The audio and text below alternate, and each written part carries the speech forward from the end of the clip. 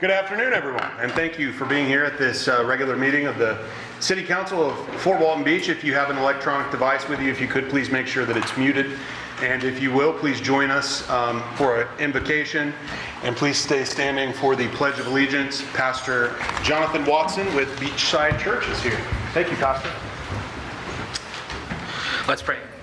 God, we thank you for today, and we thank you for this Tuesday that we're here together to gather, to meet, to discuss. And God, we're thankful for fall, we're thankful for football, we're thankful for cooler weather here in the Panhandle. And God, we just pray that you'd be with us today, that you'd give us wisdom as we learn and as we chat and as we grow. We thank you for these people who are here to serve and to serve our community. And God, it means a lot. It means a lot to me as a pastor in this community, and I'm sure it means a lot to all these people as well. And so God, we pray that you'd help us to lead with kindness and wisdom and humility today. And it's in your name that we pray. Amen. Amen. I pledge allegiance to the flag of the United States of America and to the republic for which it stands, one nation, under God, indivisible, with liberty and justice for all.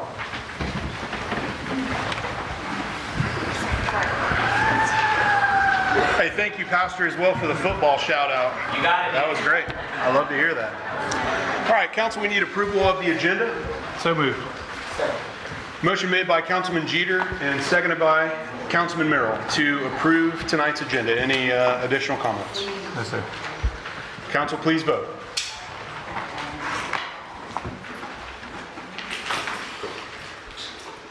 The agenda is approved unanimously with our thoughts and prayers added for Councilman Schmidt and his Achilles surgery today. That brings us to item number 5, which is employee recognitions, and our city manager, Mr. Jason Davis.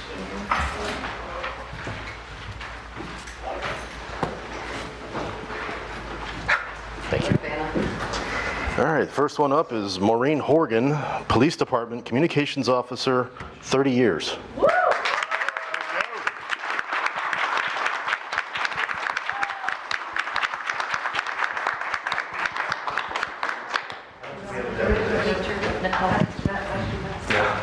We can do that again. Okay. All right, and our, yes. Devin's not here. We're supposed to have a picture. Got to get a picture. Devin's not here. We're going to have a stand-in.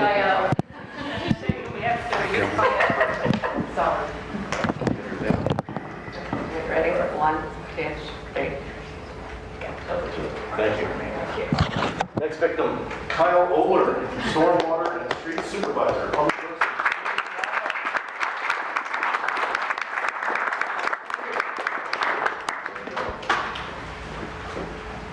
Right, ready? 1, 2. Good angle. All right. Thank you. Thank you. All right, thank you, sir. That brings us to tonight's consent agenda. Council, we need a motion. So moved. Motion made by Councilman Jeter and seconded by Councilman Merrill to approve tonight's consent agenda. Any additional comments? No, sir. Council, please vote.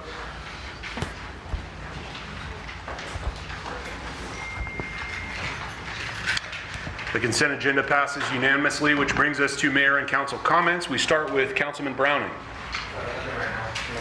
Yes, sir. Councilwoman DeBerry. Yes, September is National Senior Center Month, and Friday, this coming Friday, free ice cream from 12 until 2. And next Friday, the 19th, lumpia and spring roll cook-off. You have to make the spring rolls and the lumpia, and then we cook them. Then you can eat them at the rec center, okay? And it's all free. Fantastic. Thank you, ma'am. Councilman Jeter. Save for the end. Thank you, sir. Councilman Merrill. Same for me. Councilwoman Riley. I'll save it to the end. Thank you.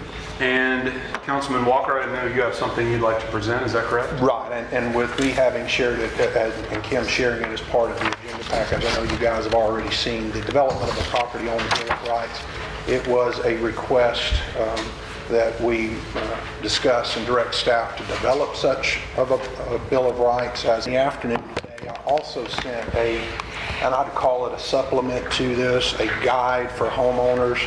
And again, it's just for first review by staff, Ms. Cobb, Mr. Burns, to look at it and say yay or nay, what parts of it would go. So I'd like to just get a nod to staff if we could, instead of making a motion. Okay. So you're all good? Yep. Okay, well, fantastic. Just a couple things here real very briefly before we get to public comments. I did want to mention this early in the meeting that the Making Strides Against Breast Cancer of the Emerald Coast kickoff celebration and Survivor Tea is going to be this Saturday, the 13th, from 1 to 4 p.m. at the Twisted Grape Wine Bar and Cafe. That's not a plug for the business, it is just a plug for the charity. I'm sure the business is great as well, but they are a great organization that raises a lot of money for breast cancer awareness here on the Emerald Coast, and that event, which kind of really goes all the way through October, culminating with the walk at the college, kicks off this Saturday from 1 to 4, so if you can, stop by and check that out. That moves us on to public comments. Anyone from the public wishing to make some comments on anything that's not on the agenda this evening? I know we have many, so whoever would like to be first. Yes, sir. Just please state your name and address when you get up here to the microphone. Okay, all right, yeah. My name is Thomas Watkins. I live at 223 Delano Road, Fort Walton Beach, Florida. I've been a resident since 1995. I got a letter, and the day for the council meeting got moved from, I guess, 6 o'clock to 4 o'clock, you know. So here I am. May I ask a question, please? Sure, absolutely. What happened to Seabreeze Park? Because I tried to look up the information, and I couldn't find out what the city planned on doing with that property. So you're referring to Seabreeze Park as the park there on Memorial? Yes, sir. So that property was sold to the Montessori School, which is currently right across the street there on 98 from Whataburger in that church. They're expanding their operations due to overcrowding of students, so they're very excited to purchase that property. They are now going to clean up and clear that property, fence around it, and then obviously start construction of a new school. So that's like a Catholic school or? No, it's a Montessori. It's a Montessori school. Okay. Well, the main reason I came up here was in the letter, it said that the water and sewage rates are going up. And, you know, I live on a limited income, and, you know, it would be nice if it didn't go up. It was another way to allocate funds, maybe from another department or whatever, you know, it would be great. It would help me out. I don't know about other people. I'm sure it would help a lot of people out. And I just wanted to put that forth, you know, and just let you know, it'd be nice if the rates didn't go up. I already have a high water bill, like $90 to close to $100 a month now. And with everything else going up with the economy the way it is, it makes it rough on people on limited income. I just turned 74. And I just like you to know how I feel about things. And thank you for letting me talk to you guys. Thank you for coming down here tonight and voicing your opinion. We do appreciate it, Mr. Watkins. Okay, all right. Y'all have a good day. I Yeah, don't thank leave because I was going somewhere else. And thank you for letting me be able to talk first. And y'all have a good day. Mr. Mayor, I have a question. Yes, sir, Mr. Watkins. Thank Yes, you for, sir. yeah, thank you for letting me share that. Do you by chance know how many gallons you're billed for a month? Have you looked at that lately? Quite a bit. I try to cut back. I lost my wife, you know, like going on 8 years ago. I have a girlfriend. She's obsessed with cleaning and running the water a lot. I try to get her to kick back, you know, but it's hard to do. You know, and I know that would help, okay? But I do try to cut corners to make ends meet, you know. I work on my own home. I try to take care of things, you know. And Do you know how many gallons? it's a little bit over the limit to where, because the sewage is double the price, so it's a little bit over, you know, that limit to where it increases on the bill. Sure. Like I said, I'm trying to get her to cut back. It's not easy. Well, thank you. The reason I ask is because going over the 2,000 gallons minimum for two of you seems like it's being a lot, and it might Yes, be. sir, I agree. It might be possible that you have a leak, and just today, the kind staff here at City notified me due to a neighbor's leak across the street. There's a way that you can do that. So. Yeah, I've tried some stuff. I've tried you know, the little stuff you put in the tank, you know, and it tells you whether you have a leak or not with your commode. Sure. And I don't know of any other leaks. I try to keep on top of it, you know. Well, this one, picks up on the drop, so if I could, can I give you my phone number and let me pass on this person's email that they sent to me? Yes, sir, I'll give it sure. to you real quick. Okay, thank you. Don't call him after 10. In the morning. Walker. All right, sir. Yes, sir. It was a great email they sent me, and I'll forward it on to you just so you can monitor it closely. All right, thank you, sir. Yes, if you've got a leak, yes, sir. Thank you. Thank you, Mr. Watkins, and thank you, Mr. Walker, for sharing that as well. Anyone else from the public wishes to speak tonight? Yes, sir.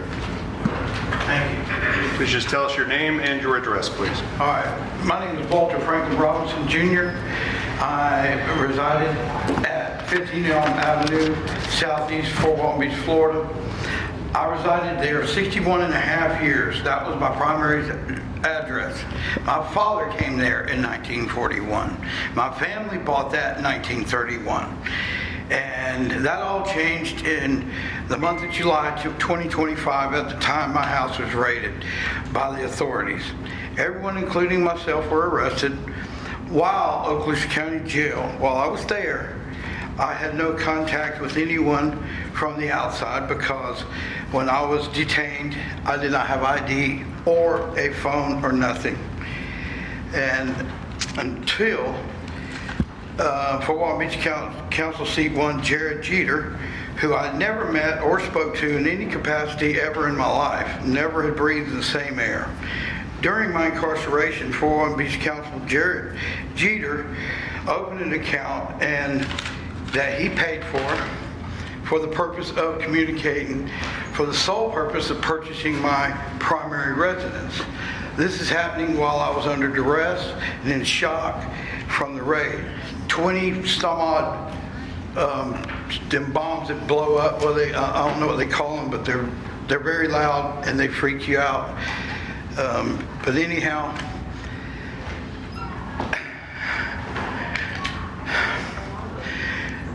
from the raid, Mr. Jeter was persistent about contacting me.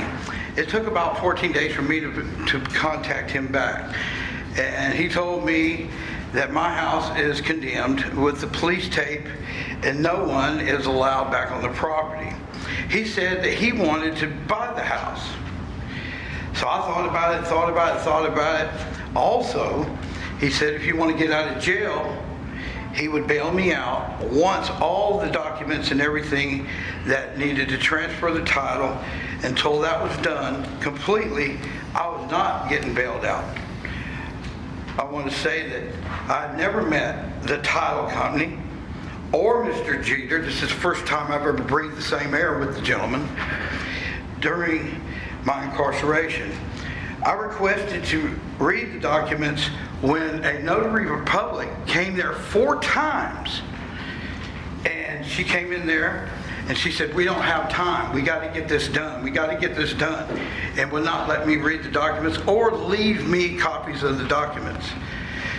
And the notary said I would receive the copies after I signed everything and then get bailed out, and still had to go to the title company to receive the rest of my documents weeks later.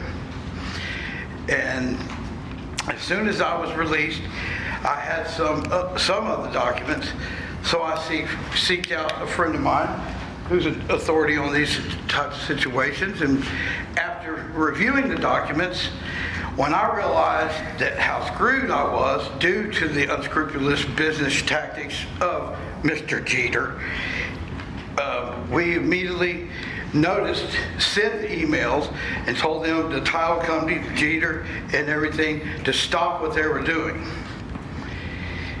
And since he says that he's done nothing wrong, I just disagree wholeheartedly.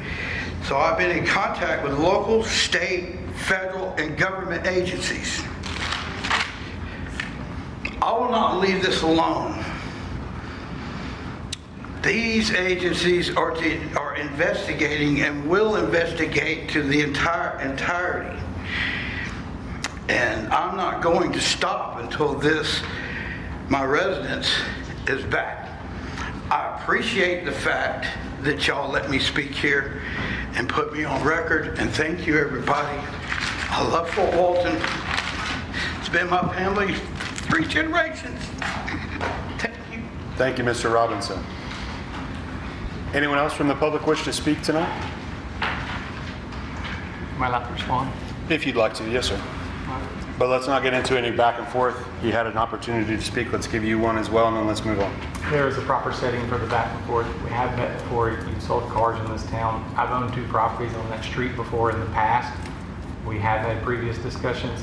Everything was 100% legal, ethical, and moral. I'm a builder. I've been buying properties in this neighborhood. I've owned multiple properties on that street in the last 10 years. I've been buying and selling property in this community for 20 years. I am a builder. I've been a builder for a long time. I want to be a builder for many years after this. While I don't want to get into the back and forth hearsay, Mr. Robinson stated his price.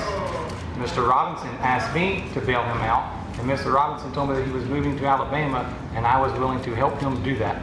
I was going to help him move and relocate, and somehow after closing, many third parties have gotten involved, and the story has now gone completely sideways. But I would just like to assure all of city staff and all of council up here, this transaction was 100% performed as a builder, which I continue to be in this community, and 0% as a council member. A lot of times there's 2 sides to every story, and it looks like this one, there might be 3, 4, or 5 sides to the story. But I look forward to the truth coming out in the proper setting should that ever occur. Thank you, sir. Anyone else from the public wish to comment? Yes, ma'am.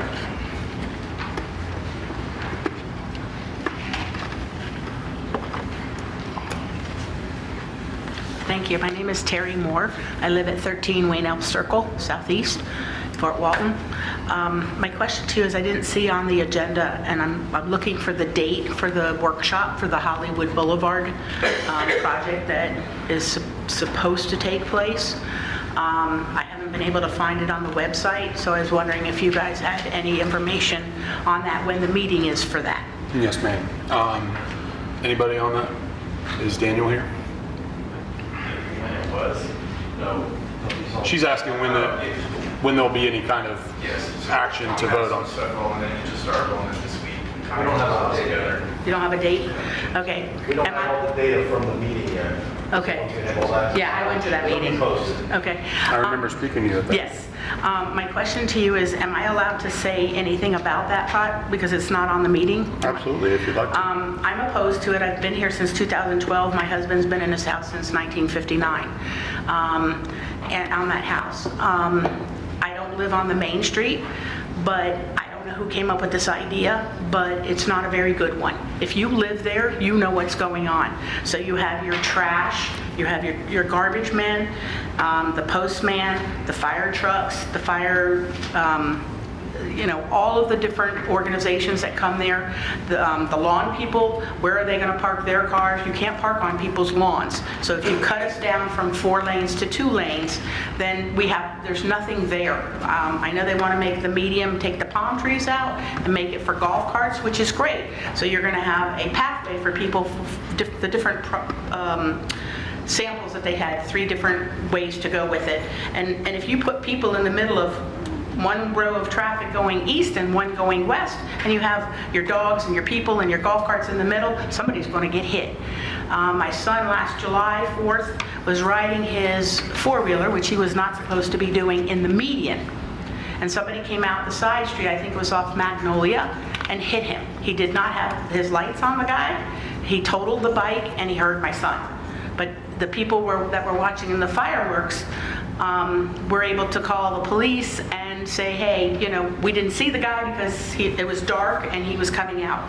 And this is all the time because we have all the side streets. The other thing is when we have season here and you have the signs still up saying don't go through the neighborhoods to get to Destin, those streets are backed up all the way to Hollywood. So when they did their survey, I don't know if they know, but those streets are all backed up. So then we won't even be able to get into our homes. Right now we can't even go to the public shopping center because that bridge project has everything shut down.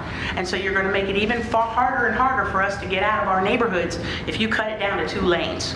And so that's my spiel about that. And it was nice meeting you at that meeting, but I am looking to see when you're going to have the meeting because there's a whole bunch of us that want to come and be against it. Just pave our road and we'll be happy. Thank you, We pay Ms. our Moore. taxes and such. Thank you, very Ms. Moore. much. And we will definitely make sure the city puts out plenty of notice on when that discussion is going to take place. Okay, perfect. Thank you. Yes, ma'am, I know you wanted to speak as well. Yes. My name is Paula Smythe. I reside at 1 Choctawhatchee Road Northeast. I have a couple of things. I'll probably only get to one, but I'm pretty upset with Mr. Jeter's behavior. I don't know this homeowner, but I'm very concerned about the obvious conflict of interest. As an assistant public defender, I represented a lot of criminal defendants, and while they were incarcerated, they were particularly vulnerable to being preyed upon by people that had other interests in mind, for example, like purchasing their property so that they could get out of jail. I was away on vacation. I came back, I read all the stories, I read some of the transcripts, and I sent counsel, as well as the city manager, and the mayor, an email. Now, I've kind of condensed some of it, but I want to read it because I think it's important that that this get discussed, and I believe it's an appropriate forum because I think that the right thing for you to do is resign your position as city council. So for those that don't know what happened, there's a home on 15 Elm Street that a city council member, Mr. Jeter, via his corporation, solicited to purchase from this homeowner here while he was incarcerated. He was incarcerated as a result of a raid of sorts on his home, and he was charged and arrested and incarcerated for maintaining a public nuisance. The property was quickly condemned, I believe the next day, by the building inspector, and so it was still within the purview of the city code enforcement office for condemnation proceedings. The owner was not allowed to return. It was declared uninhabitable until it was repaired and cleaned up. Of course, he was incarcerated, so he couldn't make his $3,500 cash or bond either. So to say that I'm appalled by this transaction would be an understatement. This transaction reeks of impropriety, full stop. I'm not aware of any Florida State Commission on Ethics advisory opinions sought in this matter, or of any advanced disclosure to the full council regarding the seemingly obvious conflict of interest. The subject property was and remains under the purview of code enforcement proceedings. It was condemned immediately thereafter. City Council is in a position that it approves or disapproves of code enforcement post-administrative proceeding activity. For example, if liens are imposed and the city decides that code wants to foreclose against that property, it must get, or it does get, permission from City Council. So City Council is like the upper echelon that controls what happens to these properties often, in situations like this in particular. Sadly, the situation exemplifies the need to remind you all that you are elected public officials, and as such, you are trustees and servants of the people you serve.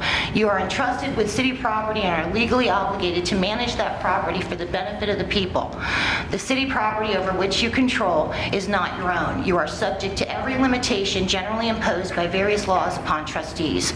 You have a fiduciary responsibility which demands you to carry out your duties with the sole intent and purpose of benefiting the citizens of the city. You owe an obligation of loyalty to the public as you perform your council duties.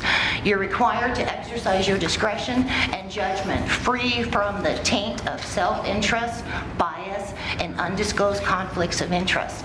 There is a state of Florida code of ethics and other applicable Florida laws that you must abide by, including repercussions for failing to uphold the trust of the citizens. Elected public officials are necessarily and appropriately held to a higher standard than their unelected constituents. To argue that an elected public official took his council member hat off and operated like an unelected constituent simply doesn't and shouldn't cut it here, in my opinion. The Code of Ethics and various Florida statutes were written to stave off or remedy, as the case may be, abuse of office, conflicts of interest, unethical behavior, and self-dealing. It's my hope that this Elm transaction will not be dismissed as inconsequential by the powers that be, swept under the rug by council and/or relevant city employees, personnel, or be allowed to stand as a bona fide arm's length transaction. I find it particularly astounding that this transaction was engaged in by one of you who delivered a lengthy diatribe at city council meeting about how vagrancy is the #1 blight on the city, yet just personally contributed to the city's vagrancy population. This transaction reminds me of ambulance-chasing attorneys who prey upon vulnerable hospital patients post-car accident. That behavior is now illegal because it was societally adjudged and legally adjudged to be wrong. But this situation seems very similar. Is this behavior by elected public officials something we collectively want as citizens of the city? I don't believe that it is. Alternatively, the transaction should be scrutinized based upon the fact that the property was and remained under the purview of the city code enforcement department. Would it have been appropriate for Josh Stevens, Burt Rhodes, Ed Moore, Rich Taylor, or Lieutenant Troy Williamson to go to the jail and solicit to buy this property under the same scenario?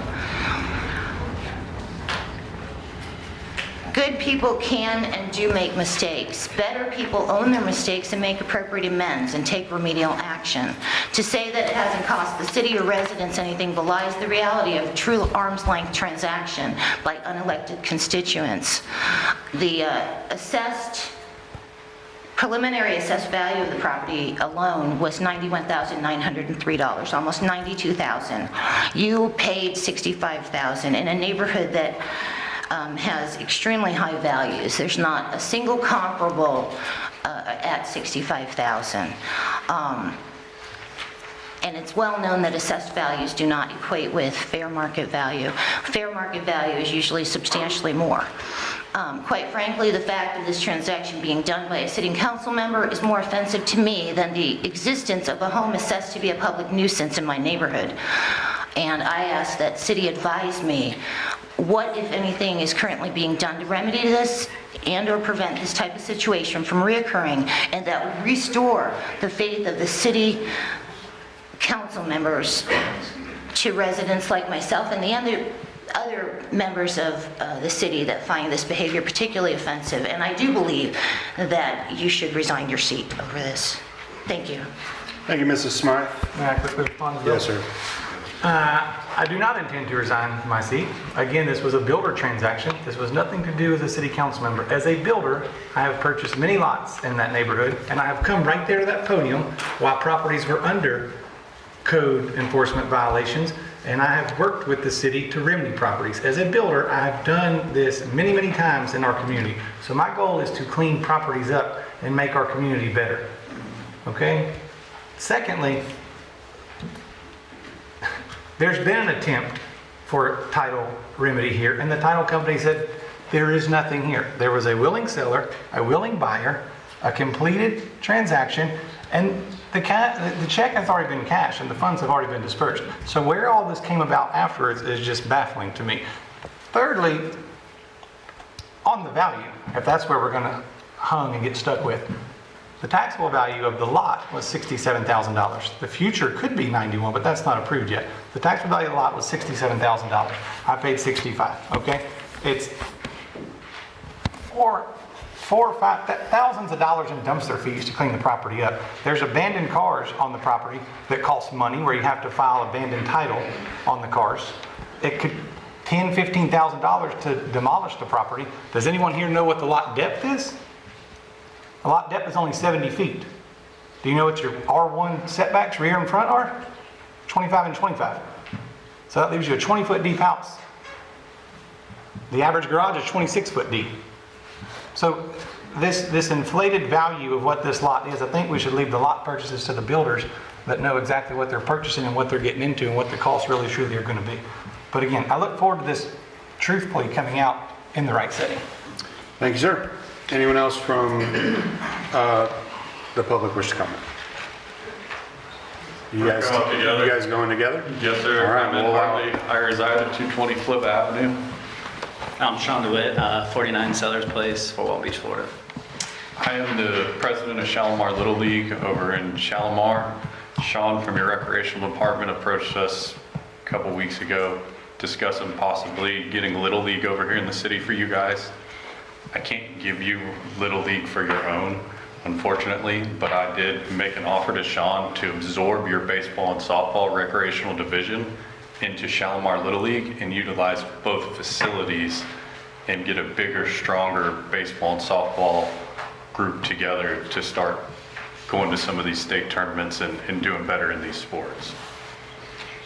Yeah, and so when I approached him, I just saw the best.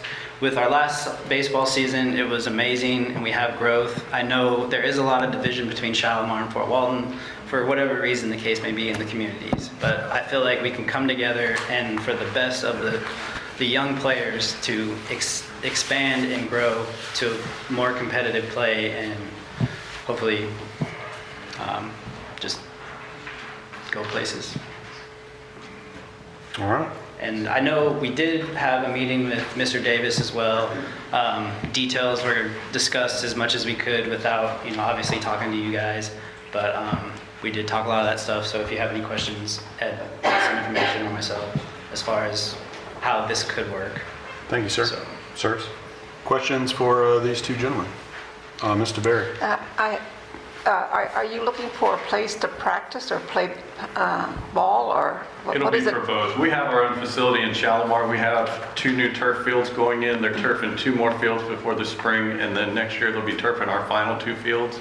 So we have a 6-field facility at the time we use, but it would be nice to have the 7 more fields and to grow our league that much bigger, to have that many more kids play baseball and softball. And do we have those facilities here in our area? So yeah, it's just Yes. broaden our gaze here a little bit. Back up several council meetings, there was discussion with the 850 baseball program and looking into how we're going to schedule it. So some of the comments related to, we want to get our own Little League, or if we can't do that, we'll go the Cal Ripken route or whatever flavor there is. So we did meet with the Shalimar group and they were amenable to enveloping. I did specifically say I will get punched in the throat if we call it Shalimar Little League forever. So there's some paperwork that has to go through Pennsylvania that it's not it's quick and easy. So, but that being said, we now have the ability to host Liza Jackson as requested, the Little League program, and then any of the other flavors. So Wendy has built out the scheduling platform. I guess right now all I'm looking for really is, do we want to charge the teams to use the fields, or what I'm more accustomed to is let the kids, I want the kids out there, so there's no charge for practices, and we build out a lottery system, and then you would charge for tournaments and that sort of thing because you're bringing in people from out of town, right? So whatever the flavor is that we pick, we can extrapolate that to the footballs and the rugbies and whatever. Some council have said if they're city residents, we're not going to charge. If they live outside the city, so we have a means to do all that sort of thing. So even if we want to charge somebody that lives in Crestview that wants to come use our cool fields, whatever, we have the ability. So that's kind of where we're at. But thank you to the Shalimar team for sitting down and saying, hey, we have a path now. So now here we are. Got you. Councilman Jeter. What stake would we have on the Little League board? Would we have? Yeah, we did discuss that as far as Ed would allow myself and probably Wendy to be on the board for... I would have to get you into general members right now. We've already had our members meeting and we've already established our board for this spring season moving forward. I can't change that at this point in time. That'll be at the general members meeting next summer before we go into fall ball. It would be incorporating him and Wendy. I just make them a general member right now, but I can't kick somebody off of my board in order to fill a place for those two to come on.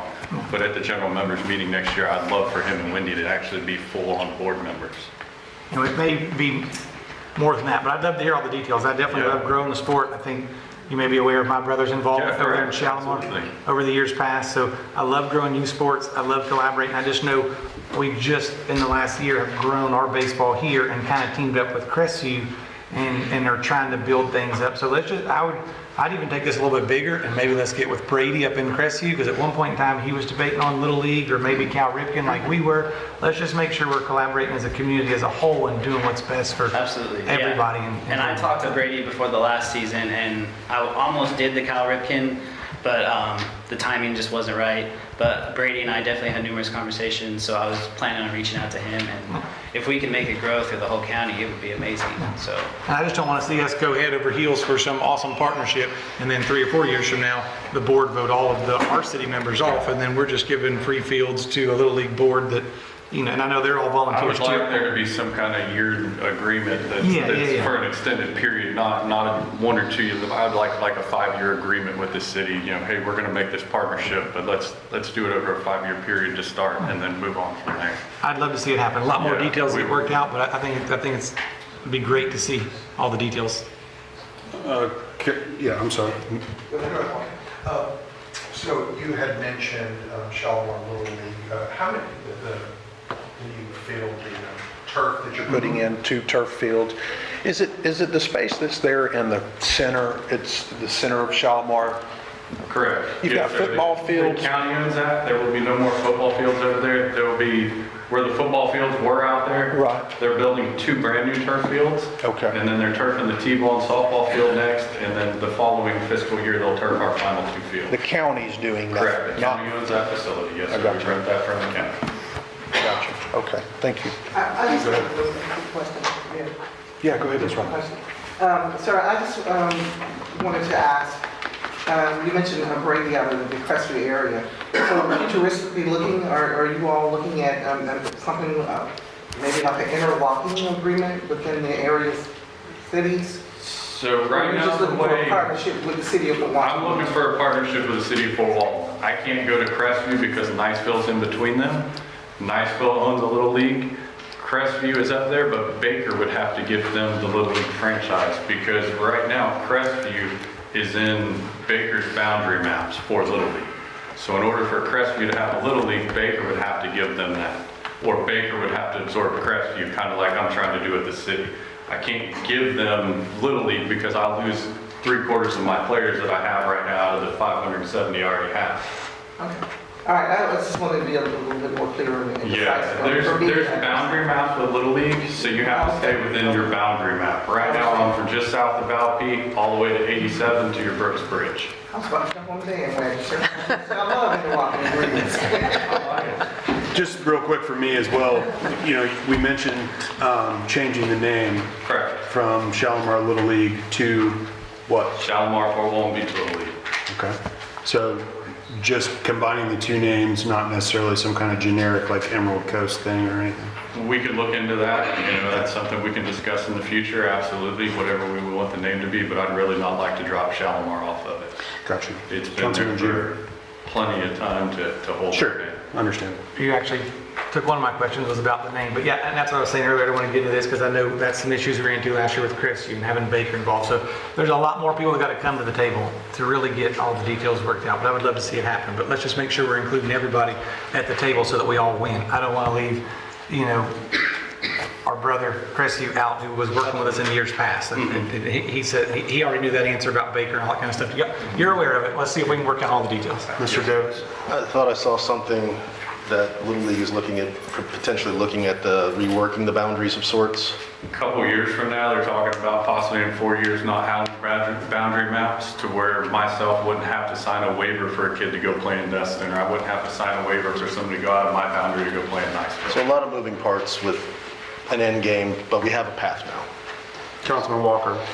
Yeah, so you had mentioned the county's coming in to improve that property. I mean, my kids played over there back in the day, and it was my understanding, I was not involved with the board, but that was a community-provided facility. It was all funded by the players, the parents, donors, supporters, and all fences and everything. Was that true, or has the county always subsidizes, supported it? I can't answer in the past. I can tell you at this present current time, the county owns the whole facility. They maintain the whole park. They're in charge of everything. We rent the facility from them. I got you. And how long have you been there?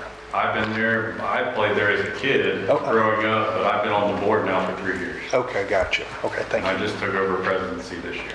Great, thank you. Mr. Davis, you want any kind of action from this council on? I mean, I'm just, in terms of what does the council feel about, it's going to be a paradigm shift if we go to a free model and then charge for tournaments with a lot of MOUs with the school, for example. And, I have no interest in charging the school to use the field. I have no interest in charging these teams for practice at the field, but it's different than what we do now. So there's going to be some budget impact, but it's something that we would course correct over the course of the year. But unfortunately, Mr. Schmidt's not here, but some of his comments have historically been, if you don't live within the city, you have to pay. So I guess flavor of the day, what's the will of the board? Councilman Gia. I would say the will would be to explore all options and get all the details back. And what I mean by that is, can Crestview do what we're trying to do too? If they can't, I think maybe we stick with Crestview and not cut Shalimar out. But I think we need to really see are releasing fields and what's our long term with our people on the board before we do something 2 or 3 years from now that really hurts all of us instead of helps all of us like we're trying to do. So I guess my exploration would be really the layout of the board, what Crestview can or can't do, and then what our options are on leasing the field. So I don't want to... Not sure I follow. I'm not being specific to baseball. I'm using all sports in general because I have a football team that wants field space. So we were going to pitch this lottery approach just for the practices. I have a meeting with a rugby dude tomorrow. He wants the same thing, I'm sure. I don't know. He does. I had a meeting with him as well. Fair. So I'm trying to put something together that's fair and equitable for everybody. But at the same time, depending on which route we go, it could be an impact of sorts. I don't know how soon you would get Crestview to even be, if they have to go through these boundaries and you have to skip over Niceville. I don't know the workings behind that, so that could be 10 years down the road. It's just a thought. Well, you just have to get the board's approval. So for us to do it, we just have to get Shalimar's board approval to allow us to have Little League. So Crestview would just have to get Baker to say yes. I can tell you. But that would take half their players or three-quarters of Wendell, which is in charge of Little League. He is our Southeast, our district guy, our president. Baker's not willing to give Crestview a Little League. It's the same situation that we're kind of in with you guys. Is Brady doing Cal Ripken next year? Most likely, yes. I think when they team up with Crestview, that was our deal 2 years ago. Not that I don't love Shalimar and Fort Walton Beach being together, but we kind of already went down a road with, you know what I mean? Yeah. Well, I mean, if anyone on the council wants to make a motion regarding the specific Little League situation, we could certainly do that. Yeah, I'm indifferent whether it's Cal Ripken, Little League, US, U-Trip, whatever, don't care. I'm just looking for the business model on the back end of that, so. Ms. Rowley. I don't know enough about it. I'd probably have to do a little bit more research because I'm baffled that Baker would preside over Crestview, our county seat. I'm a little shocked on that one. Being that Baker's a lot more rural. It's really. But I didn't know that, so I'm a little dumbfounded on that part of it. So I'd like to have a little bit more information. Sir, I love sports teams. I'm a sport fanatic, so anything that with sports, I'm all for it. I just want a little bit more information on how this thing works. Sure, and just, that's more of a he who files first gets the Little League situation. Yes. I mean, no disrespect to Shalimar, but Fort Walton and Shalimar is a different size cities as well. Councilman Merrill, question? This partnership would have kids from Fort Walton playing in Shalimar and kids from Shalimar playing in Fort Walton. Correct. Which it already does. We have that as it is. My kid played in both leagues last year. And I wasn't here when you guys were pursuing deals with Crestview, so not to step on those toes, but I would like to hear from the parents. I think that's the next step, because if I wasn't up here and my kid was in Little League and they're like, we partnered with Crestview, you'll have games there, I might be like, how did we miss Shalimar? Just for the drive, for the distance, it's convenient. So, but if the parents are like, we want to do Cal Ripken, for me, I don't have skin in the game. I think the next step is hearing from what do people here in Fort Walton want? Do they want to be teamed up with Little League and Shalimar? Do they want to team up and start Cal Ripken and Crestview? And I would be happy to go with the will of the people on that. I'm good with all that. Do you have a sense of urgency where we have to make a decision by a certain date? Hopefully by October 1, that's when our fiscal year starts. 2 weeks? So. That's why I asked. I mean, I knew the answer. I just. There you go, yeah. Very good. If I could just say something, because I've heard two different people, maybe even three, say kind of or hint at kind of the same thing. And it was explained earlier, but maybe not in a way that everybody got it. If your kid lives in the city of Fort Walton Beach right now and they want to play baseball, you either go to Shalimar Little League, which is a big old long season, right? Starts in March. Yeah, opening days like. Practice starts in February. Right, practice starts in February, opening days like March, and then the first games are like a week or two after that. Or you can sign up and play rec league baseball, which the city just made a longer season, but not anywhere close to the length of time. Yeah, Little League has to play 12 games this right. season, so it's. And so if those are your choices right now as it is, and obviously you could join travel teams and we have our thing and all that stuff. I'm just saying, like, basic baseball, these are your choices. If your son or daughter lives in the city of Fort Walton Beach, you can't go to Crestview and play in Baker's Little League. You have to play in Shalimar Little League. What they're asking to do is combine these two so that if your kid lives in Fort Walton Beach, now you're playing Little League baseball at the rec center that the city owns versus you're playing Little League baseball only in Shalimar at those fields that the county owns. So I think that's what Mr. Davis was kind of looking to see if we wanted to take action, because obviously they have a cutoff date of October 1st. If not, certainly that's the council's will. I don't get a vote, but any additional questions if that's spurred anything on in your brains. Mr. Davis, does this seem to be the route that you've been directed? I mean, is this, since we don't have time for what I wouldn't say necessarily directed. There was interest in Little League. So we were probably at the 11th hour with Cal Ripken, and then this presented itself. So we were able to pivot and go towards the Little League route. But again, I personally, I don't care. I've done them all, and I dig them all. That being said, exactly what the mayor said, this is kind of your window if you want to do Little League. Councilman Jeter. We have until October 1st. Yep. We have another meeting at the end of this month, so I'd like to make a motion to put this on the next agenda for action, direction, discussion, so that gives people 2 weeks. Like Ms. Riley and Mr. Merrill said, it's out there, it's in the open. People from Shalimar and Fort Walton can come speak. We can hear from all of them right here, and I think we can take some action at the next meeting. I'd feel much more comfortable making a motion at the next meeting if we have that in our time. Second. Okay. Motion made by Councilman Jeter, seconded by Councilman Merrill to put this on. What's the date of that meeting? 23rd. The 23rd of September, regular city council meeting, so that we can have further discussion on it. Any additional comments? Yes, sir. Council, please vote.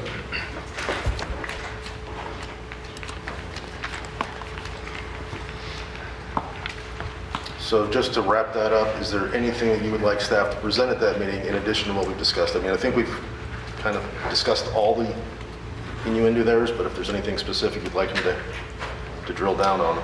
I think that one thing that's important that maybe didn't get brought up in this exact discussion that you also kind of spoke about was those additional sports, football team, rugby, etc. Like what you were trying to say, I believe, is right now we have a model that requires anyone that rents a field for any purpose to be charged, I think, $35 an hour, no lights, $50 an hour lights. Sure. So no matter if you're a charity, a school, whomever, that's your fee.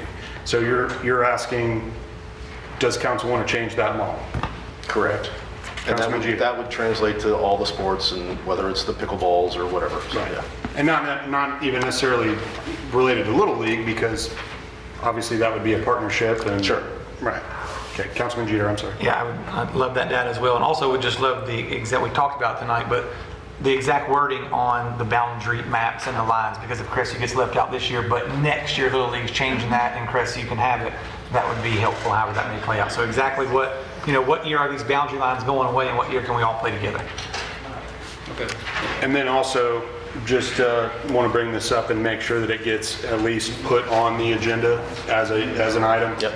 I've been working with Mr. Davis, with Ms. Riggs, with Ms. Friedman from Liza Jackson to try to get their home baseball and softball games at our city fields.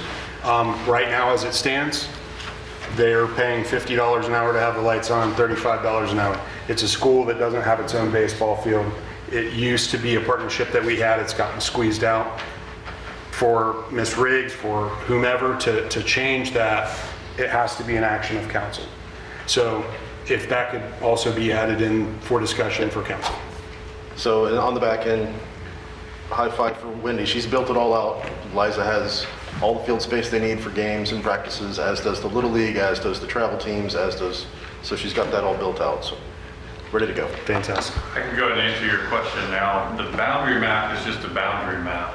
Little League's not giving out a new charter, so Crestview won't be able to just get a charter for Little League. Baker will have to release that and give them a charter. Just because the boundary map disappears doesn't mean they're going to come hand out a bunch of new charters. So you could just live in Fort Walton and go to Baker and play? Yeah, if you wanted to. It's not. Basically, yes, absolutely. It's just getting rid of the map. It's not giving out new charters, so to speak. Baker would still have to say, Crestview can have a charter. And we would still have to do that for the city over here. And maybe 2 weeks, we'll have people from Crestview come down and speak on this matter too. Baker can play. I just wanted to say that if we join Little League, we don't have two different divisions like Cal Ripken Little League. We're still segregating ourselves. If we could just be one conglomerate, it is one, instead of each, Little League has 4 teams of this age group, we have 4, teams of this age group. We actually have 8 teams now, and I just think it'll be better if it was bigger. Also, I don't know what let's say we decide to go Cal Ripken, you might miss the window to file for that, so you might be, does that make sense? Mm-hmm. And Little League is the only one with a true World Series. True. All right, that's all. It's the one you watch on TV. Thank you all very much for coming in. Appreciate it. I apologize we didn't get to hear from former Major League pitcher Vinny Chalk was in the room. Thought he might have had something to say, but he must have had it in. Anyone else from the public wish to comment on anything that's not on tonight's agenda? Yes, sir. Before I get started, a point of clarification. Are you going to open the floor for comments after the proposed increase in the utilities are going to be presented by the consultant tonight? Any item that's on the agenda tonight, we will definitely take public comment on. You will afterwards? Yes, sir. Thank you, sir. You got it. Absolutely. Anyone else from the public wish to speak on anything not on the agenda? Seeing none, we will move on to item 9, ordinances on first reading. Ms. Kopp. Thank you, Mayor. This is ordinance 2191. An ordinance of the City Council of the City of Fort Walton Beach, Florida, providing for authority, providing for findings of fact, providing for the amendment of Code of Ordinances, Chapter 4, Finance and Taxation, Section 4.0102, Purchasing, approving the revised administrative policy number FIN 09, Purchasing, and providing for an effective date. Thank you, ma'am. Ms. Neighbors. Good evening. As some of you know, on council last year, council approved to increase our purchasing threshold that would come to you guys as council from $20,000 to $50,000. And the reason that we had done that is staff was overburdened by having to bring so many items to council, a lot of which had already been approved in the budget, and hopefully move projects along.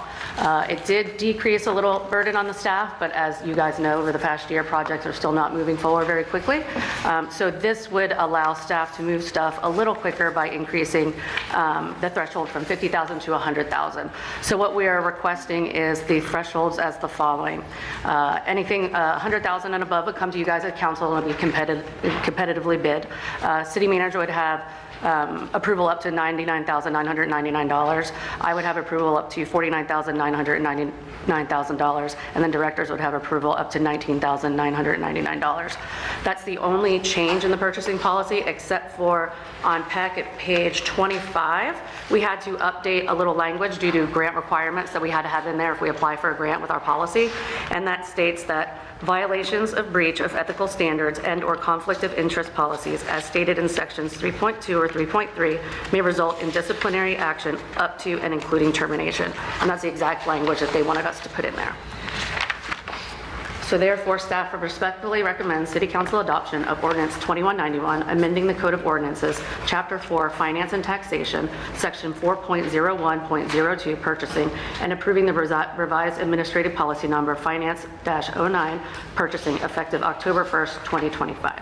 If you have any questions, I'm here, and so is Mr. Davis. Thank you, ma'am. Questions from the council for Ms. Neighbors or Mr. Davis? Mr. Walker. Yeah, I was, I think I remember being up here. It was in my first year of being up here. And I do remember going from 20,000 to 50,000, and now we're going from 50 to 100. And, you know, I don't know the internal workings there. That sure seems like a big leap pretty quickly.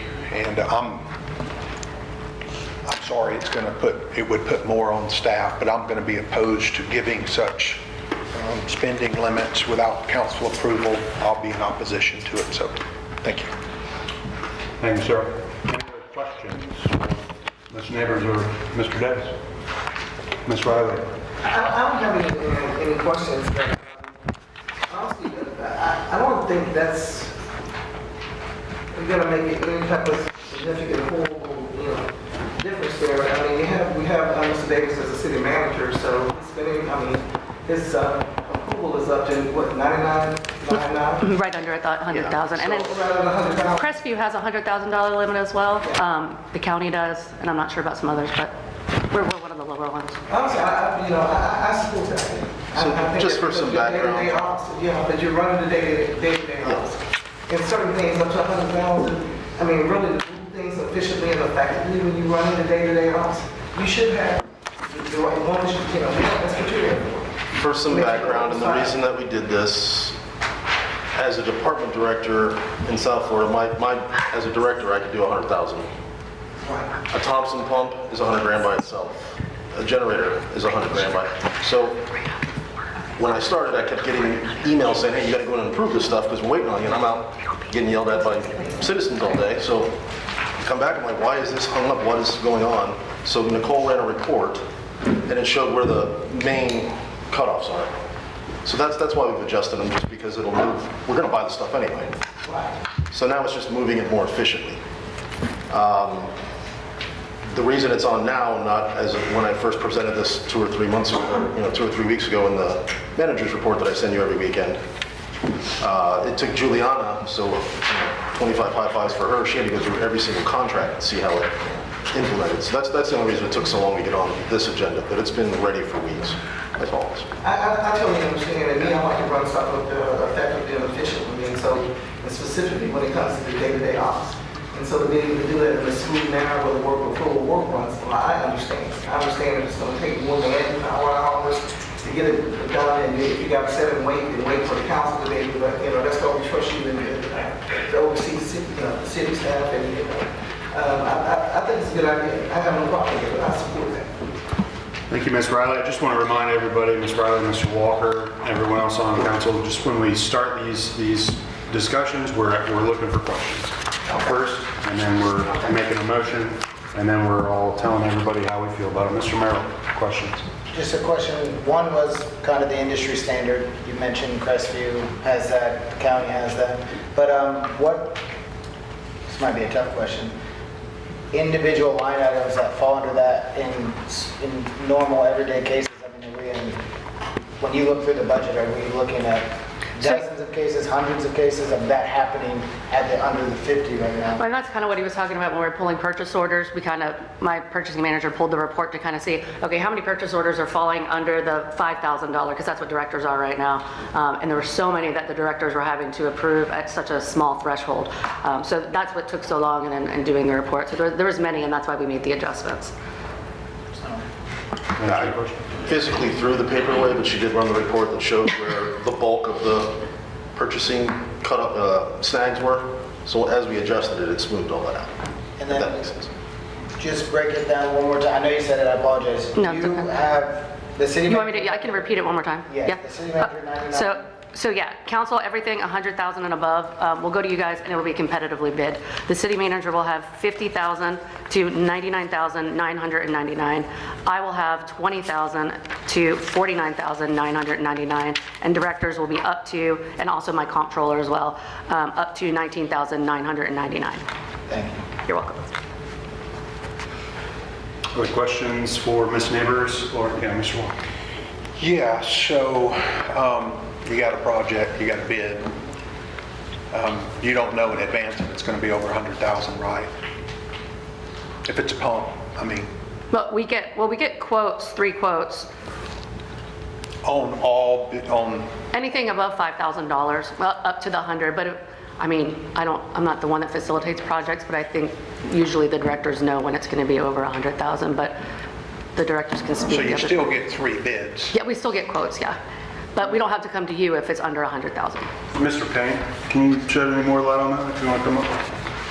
Yeah, he can speak better on that. Most of the stuff we buy is on pre-procured contracts, so we know exactly how much it is. There's not a 3-quote deal on that. Most of the 3-quote deal stuff that we deal with is like basically like services, contractor for this, A, B, or C with some labor on it. Fixing irrigation. Yeah, fixing it, whatever.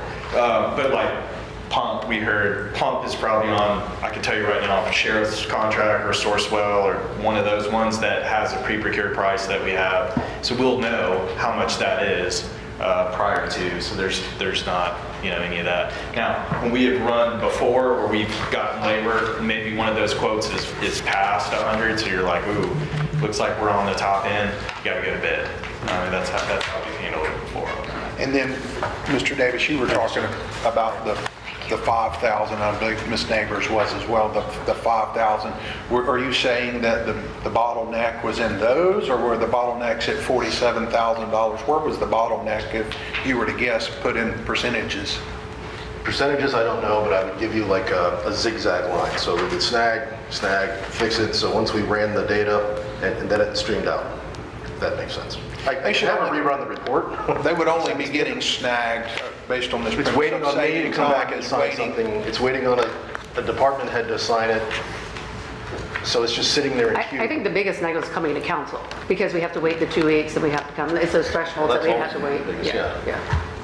Yeah, so that's what I was gathering. It seemed like there was no delay in coming to us. It was in the snagging below. So us increasing everybody's number just pushes the decision-making down. Is that the theory, that it gets done quicker if it's lower made? It's definitely quicker. Okay, gotcha. Thank you. And just because it's not been mentioned yet, I'll ask this question to Mr. Davis or Ms. Neighbors. Regardless of whether the threshold is $50,000 or $100,000, or if it were $250,000, all of these transactions are still absolutely logged, available for the public to see in the budget. Yes, sir. Everything's And anything under 100 that's not in the budget, we have to bring to you guys anyways. If we did not budget for it, we have to pull from fund balance. So it could be a $10,000 project and we'd have to bring it to you because we didn't budget. It's just the limit. It's just the process. Correct. I just know a lot of times we get into these discussions and I think everyone just assumes that everyone knows everything we're talking about all the time. So sometimes I just want to clear it up. Mr. Walker, one more. Yeah, right. And so less than 2 years ago, in the second reading, it was proposed that if we go up to $50,000, it'll help the process. Now we're going to $100,000. Why not go ahead and make it $500,000? I'm good with that. Okay. To be clean, right? I like it. That being said, that's what the data said would make everything streamlined. Sure. I mean, we could ask We'll go a for couple more. million, we wouldn't be needed up here. So you guys want to get some things done, let's do it. Yeah. Was that a motion? I'll second. It's not a motion. All right. Sarcasm. Would anyone from the public wish to speak on this item in particular? Seeing none, council, do you wish to take Mr. Mayor, I so move to adopt ordinance 2191. Second. Motion made by Councilman Jeter, seconded by Councilman Browning to approve ordinance 2191, amending COO Chapter 4, Finance and Taxation, purchases related to the spending thresholds with staff's advised numbers. Any additional comments? Thank you, Mr. Davis, for coming in here and helping us identify places where we can streamline efficiency and increase productivity. Thank you.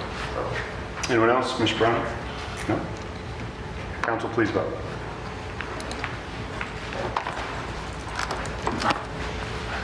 The motion does carry 5-1. Which brings us to item 10. Ordinance is on second reading. Ordinance 2192. Ms. Cobb. Thank you, Mayor. Ordinance 2192, an ordinance of the City Council of the City of Fort Walton Beach, Florida, providing for authority, providing for findings of fact, providing for the vacation, abandonment, discontinuance, and closure of an easement located at 206 Perry Avenue Southeast, and as more particularly described and depicted in the attached exhibit, identified with cross-hatching, and providing for an effective date. Mr. Gibson. Good evening, or good afternoon. So just a rehash on this one real quick. This is regarding an easement that was issued in 1999 that provided a public access access between the public parking lot down there and Perry Avenue. This is the property, the vacant property at the corner of Perry and 98. They are looking to move forward with their development on that property and are just asking to vacate that easement that is there right now. Again, this is the second reading. We've received no public inputs with the first reading on this one. And with that, staff respectfully recommends City Council approval of ordinance 2192 to vacate the existing easement located at 206 Perry Avenue Southeast. Thank you, sir. Questions from council for Mr. Gibson on this ordinance on second reading? Seeing none, anyone from the public wish to speak on this item? Seeing none, council, do you wish to take any action? Mr. Mayor, so moved to authorize to vacate an easement located at 206 Perry Avenue Southeast. Second. Motion made by Councilman Jeter, seconded by Councilman Browning for the vacation of an easement at 206 Perry Avenue Southeast under ordinance 2192. Additional comments? Anyone? Council, please vote.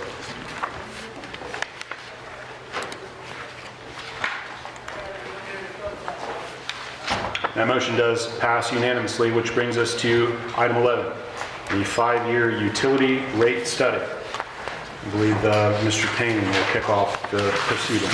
Sure. Daniel Payne, Public Works Utility Services Director. I'm going to introduce Ralph Tellis. This way this is going to go. They'll do a short presentation on that end. I'm going to come back up, finish the item, and then we can do questions on that end. And that's how we go. So having said that, we have Joe Williams with Ralph Tellis and Tristan Townsend, and they'll be doing the presentation. All right. Thank you, sir. Thank you, Daniel. Thank you, Council. Joe Williams with Raftelis and with the city's rate consultants on the utilities. So we're hired to do an update for the water, wastewater utility. And what we've done in this case is a revenue sufficiency study. So we've focused on really looking at the overall revenues generated by the utility, making sure that you have an outlook to pay for all the expenses, capital, operating, wholesale purchases from the county for wastewater treatment. We really look at everything. And I'm going to set it up a little bit, talk about some of the background, what's changed from the last study from 2020 to now. And then I'll turn over to Tristan to go through a little bit more of the slides. So next slide, please.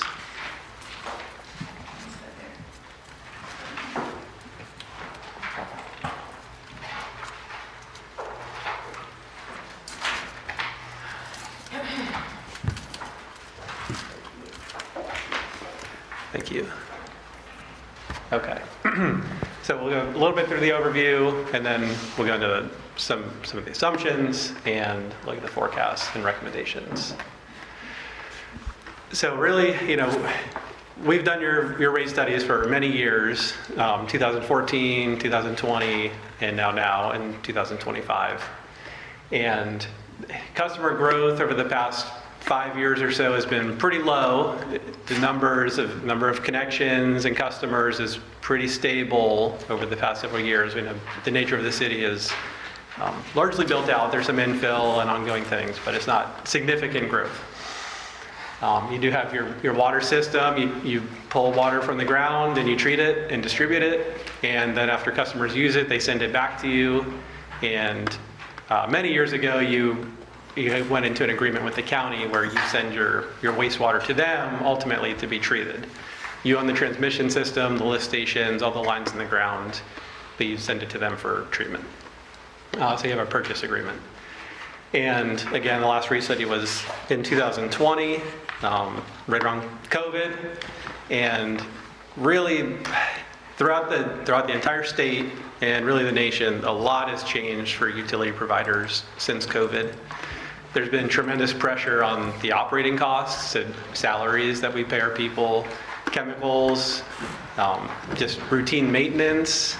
And one thing I really feel obligated to say is that Daniel and the team on the operating cost side, they have done a tremendous job where when we look back at the 2020 rate study and the forecasts of where costs would be, he's in line.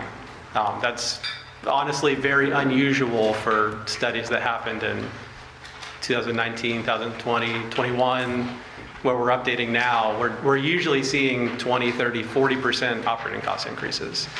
We're not seeing that here. That's really not the underlying issue.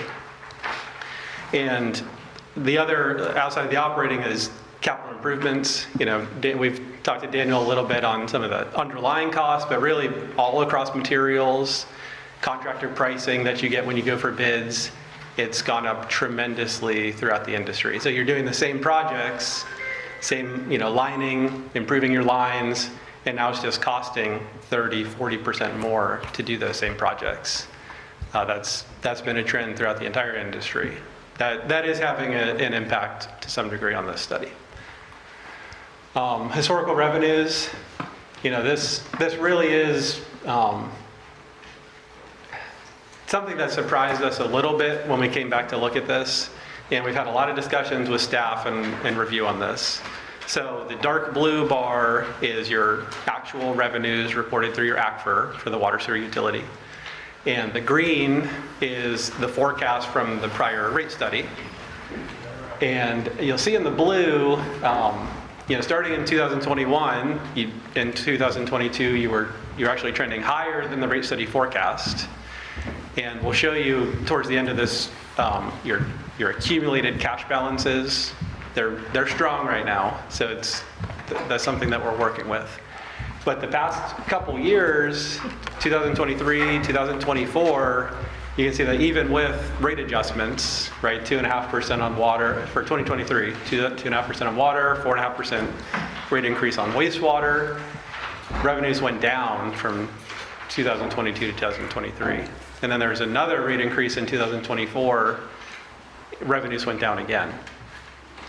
We understand that there's been a meter changeout program going on, and we looked at full 2024 data, and based on staff's input, we looked at some year-to-date 2025 data as the meter program was more complete to try to see if there was a change in trends.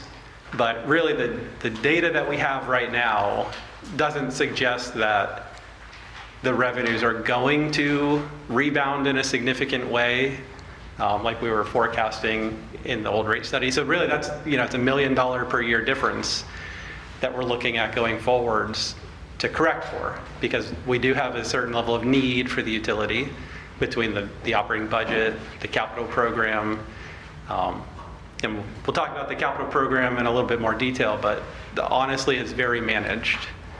$6 to $7 million over a 5 or 6 year period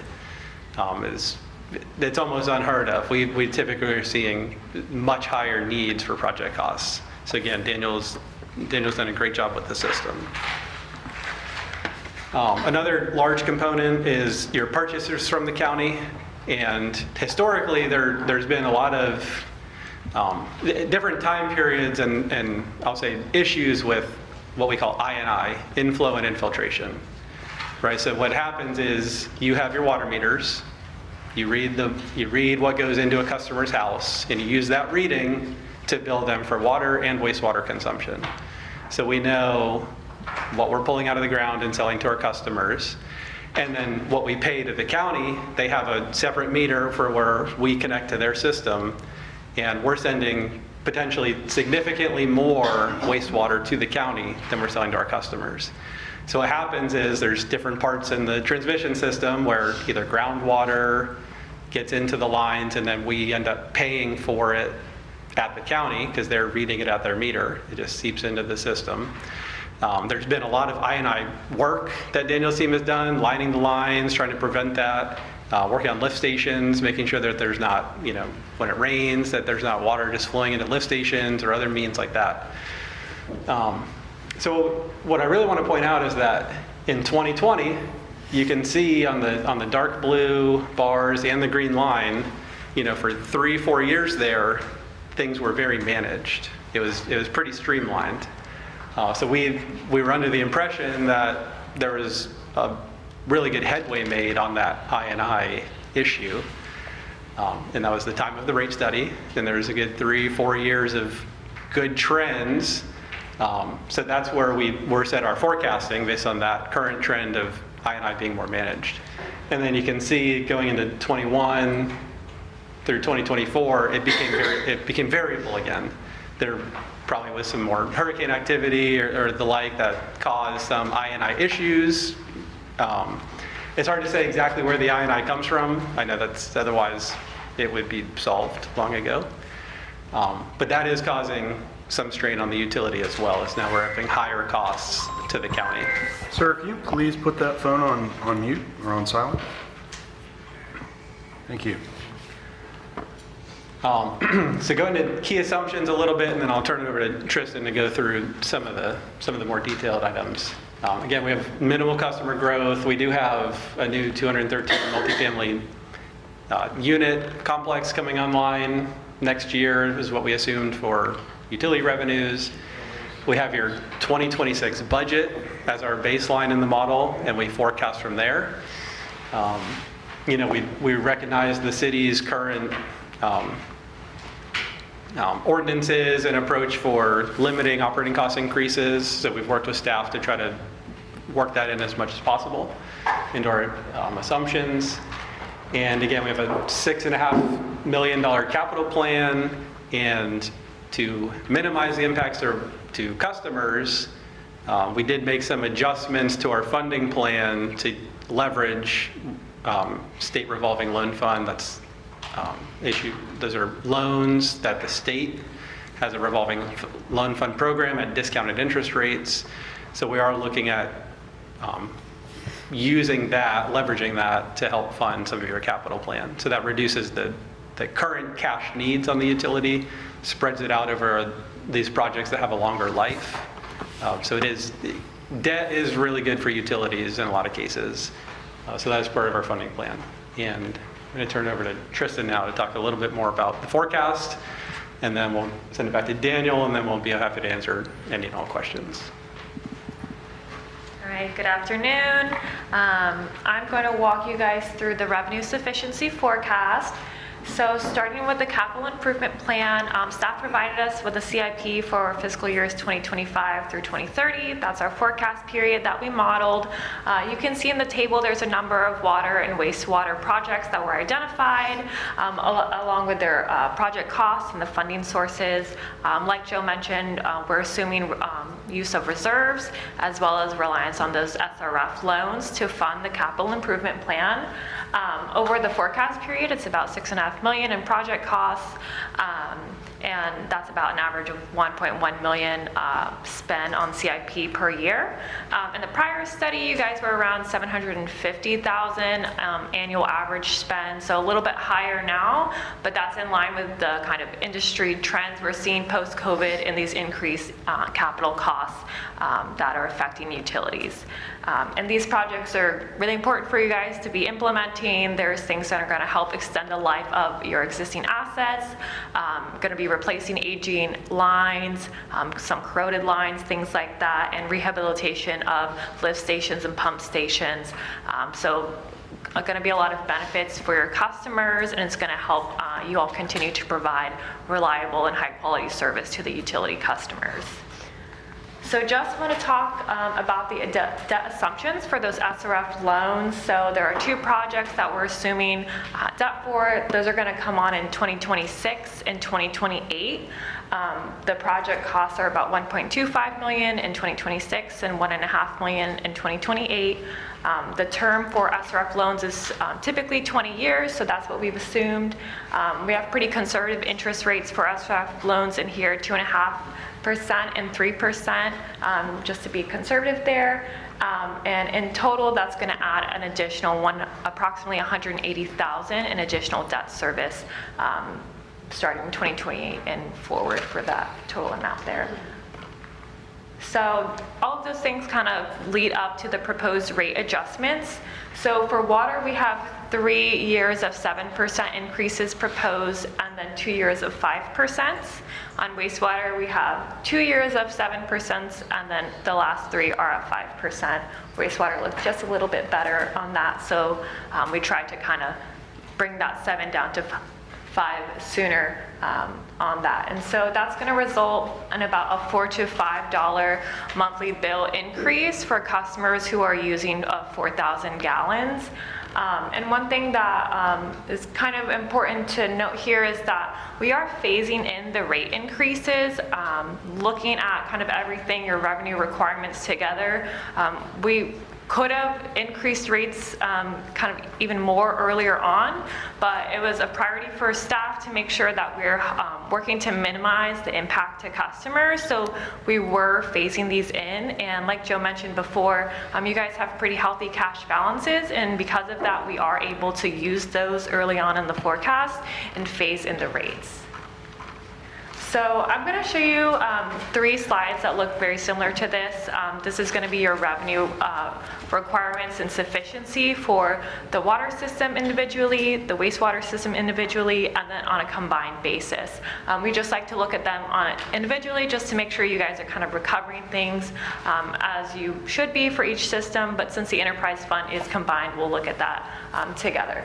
So for the chart that you see up here, those stacked bars represent the identified revenue requirements. So these are like your expenses. The dark blue bar are your operating expenses. The light blue green bar are kind of like other smaller miscellaneous type expenses and transfers.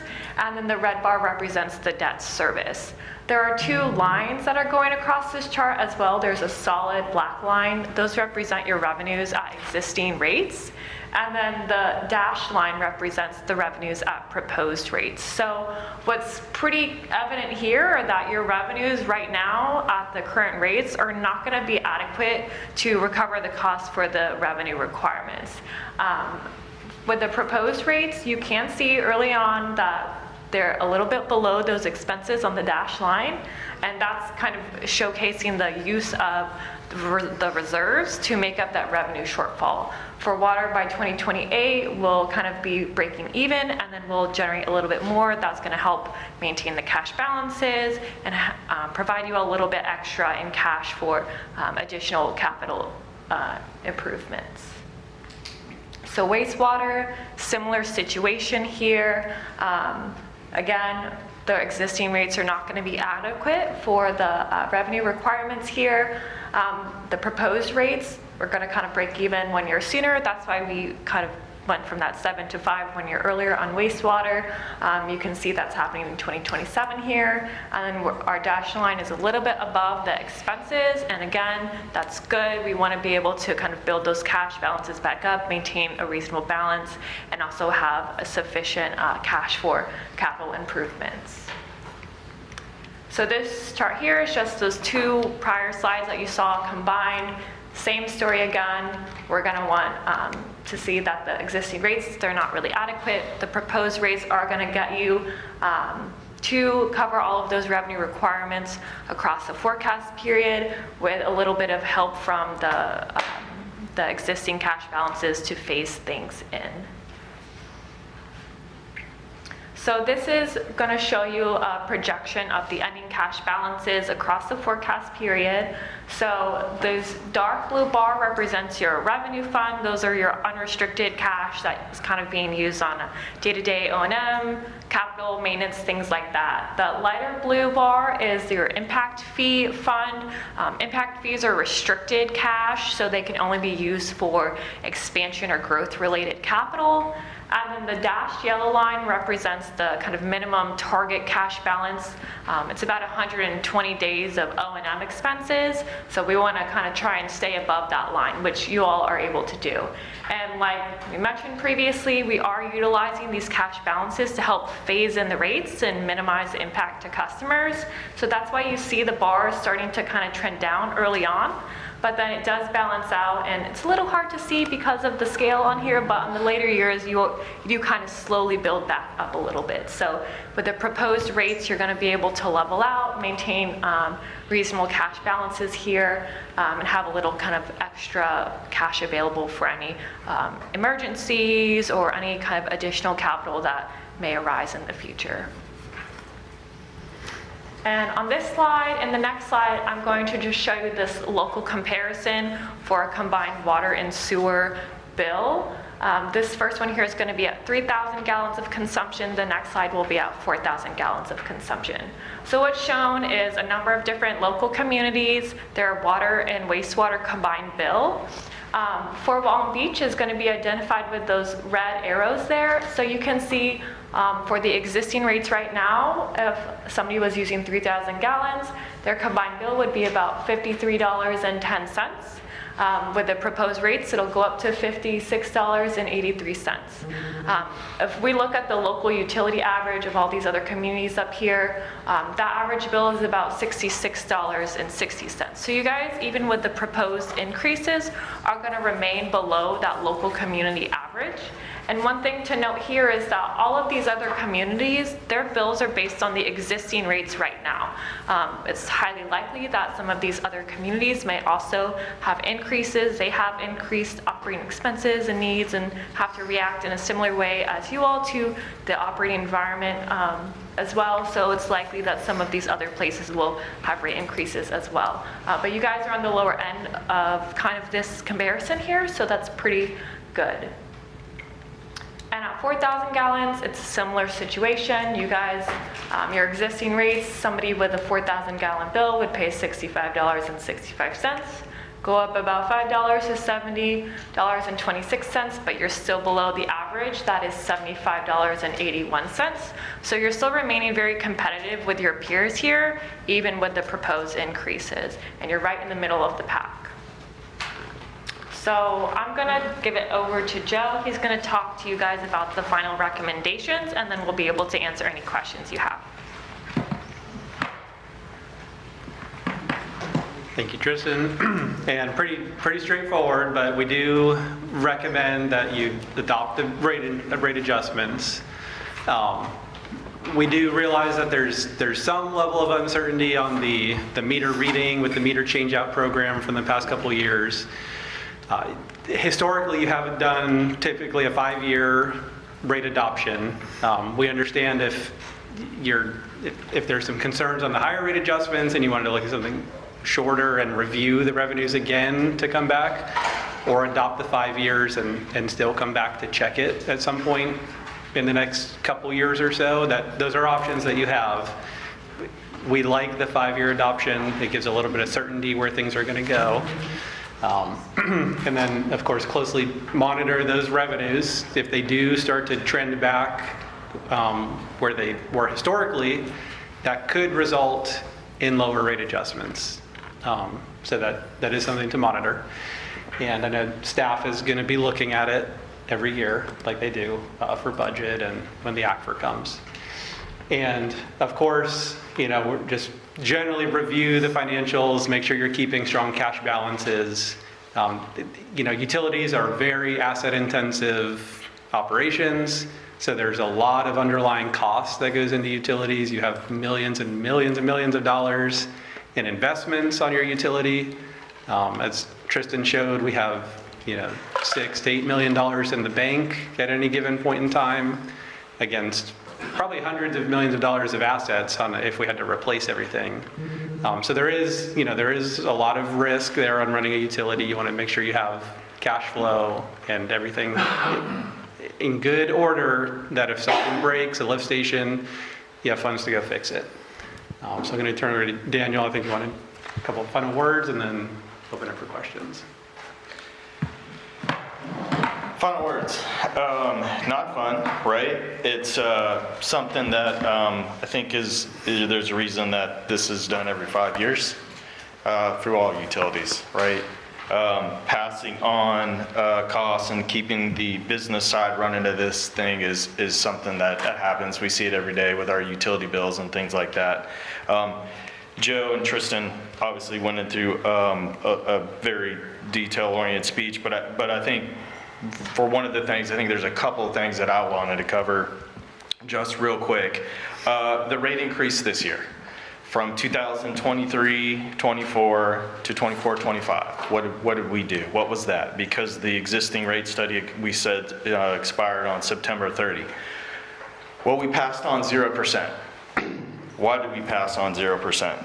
Well, we did 0% because we thought our customers, with going through a meter change out, going through things that were the yards torn up and everything else, I think on the human element side, it made sense for us at the time. having known that if we were going to move into 7%, we probably stacked ours back forward. Hindsight's 2020. Who's responsible for that? Obviously, I had a big input on that end. That was probably me. But that 0%, I do believe, put us back. We were probably looking at something different if we just did CPI or incrementally back through. Second thing is, we have examples of costs and things like that, but I think just on like a, whenever associating wise, I think of like water utility, water company, you think of you think of blue pipe, right? You see blue pipe, you see maybe green too, but we'll say blue pipe. Well, in the time of our last study, 2019, a foot of C900, that's blue PVC plastic pipe that we use, $4.15 a foot. Right now, I checked a warehouse before I went over here, $26 a foot. Okay, that is, you can do the math, 6, 7, 800% on that end. Now, our budget and our costs that we have are not filled with blue PVC pipe, but if you can only imagine, incrementally, fundamentally, what is everything else going on that end? And we've experienced that, and we've tried to shield everybody as best we can. But having said that, I think we're still in good shape. I think we did show our 3,000 gallon users. We showed our 4,000 gallon users. We didn't run all scenarios. We didn't run 250,000 gallon users. We did not do any of that on that side. We do know, hey, our brothers in the county, right, they had a 5-year rate study. They got in year 2 and figured out it was totally wrong and came back and threw that one in the garbage and tacked another 2% on whatever they've had through the next 5 years. So, having said that, recommendation-wise for me is to adopt the 5-year rate study. I understand there's questions for it. I understand it's a lot of money. I understand, there'll be, probably lots of comments on that side. But, I think someone wise told me, bad news doesn't get good with time, right? And we wanted to relay out that and go and, we respectfully recommend City Council adoption of the utility rate study as prepared by Ralph Tellis and authorize staff to make the necessary changes to the comprehensive fee schedule, basically for next year. And obviously we need to keep still looking at it because I'm still real interested in the meter replacement data that we had, right? So with that, I'm here with any questions or Joe or Tristan on that side. Thank you, Mr. Payne. Mr. Williams, I didn't catch your last name, ma'am. Okay, thank you as well for the presentation. I just want to mention briefly before we get into council questions and public comment here, we do have a budget meeting scheduled at 6 o'clock. It is different from a normal council meeting that we have as it is a public hearing, and the state of Florida is very specific regarding what time that has to start. So we scheduled it for 6 o'clock. We have to be as close to 6 o'clock as possible. If we have to cut this discussion a little short tonight and come back at a future meeting before making any kind of decision on this, then that's what we have to do. But by state guidelines, we have to be as close to 6 o'clock as we can possibly be for that next meeting. So council, questions for Mr. Payne or the consultants? Who wants to start? Mr. Merrill. Yeah, so you did the 0% the last year, then the last 2 years? Just last year. Just last year. Yeah. It feels like you were putting off, at the time, today's problem to tomorrow's. Is that kind of how you explained it? I think if you had a crystal ball, yeah. Was I shocked? Yeah. I mean, I was shocked at the price. I mean, Joe will tell you, on that end. And I think what nobody did see up here is the stuff that we pulled, eliminated, go through to try to drop it even lower to give you the best thing that we've had. Not just, hey, here you go. Okay, I'll take it to council. Like, we really, I'm surprised Joe is talking to me. Right? So we went back in Nicole too. So like I said, if we had a crystal ball on there, then yeah. I mean, that would have definitely, like I said, hindsight, we probably would have passed something on that. So it'd be a little more incremental. So as a homeowner taxpayer, I love 0% increase, right? I sit with that side of it, but then I see the challenge. This question, being that we went 0%, we didn't do any, what happens if, for me, just basic, what happens if we don't increase and get the funds where they need to be? So if you don't, I mean, you're looking at probably trying to subsidize utility, and I think it goes downhill, right? I think what everybody had in this rate study, in this last deal, you got 2-time drinking water plan of the year, you got things that you probably will not have. You know, there's been decisions that we've tried to make through. I'll give you one right here.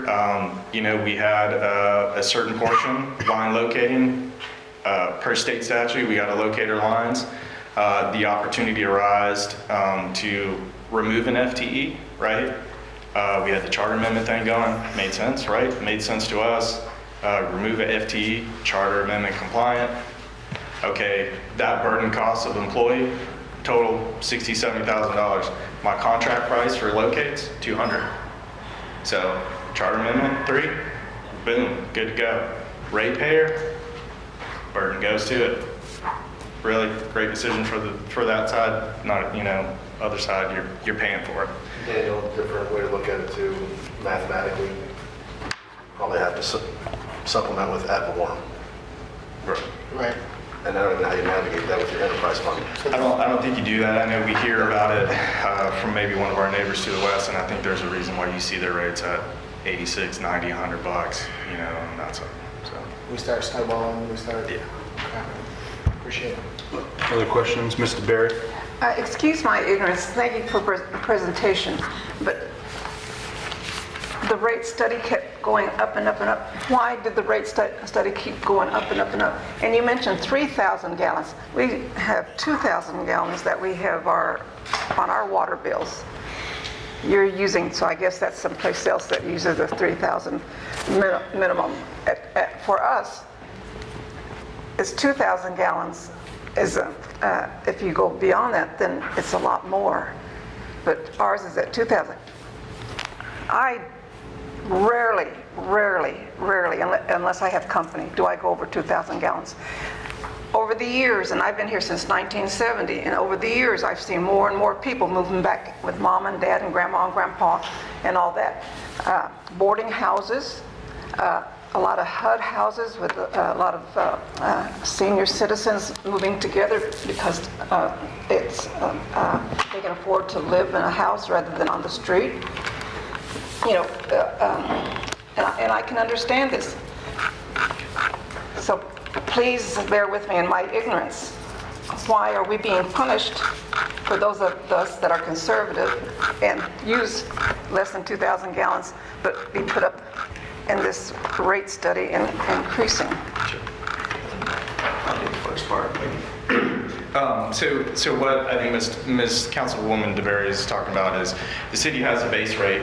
And within that base rate, at a certain period of time, we didn't change that here, didn't change it in the last meeting, but within a base rate, we include up to 2,000 gallons of water. So there's basically no change, whether it's 1,000 or 500 or 2,000, you got it for free.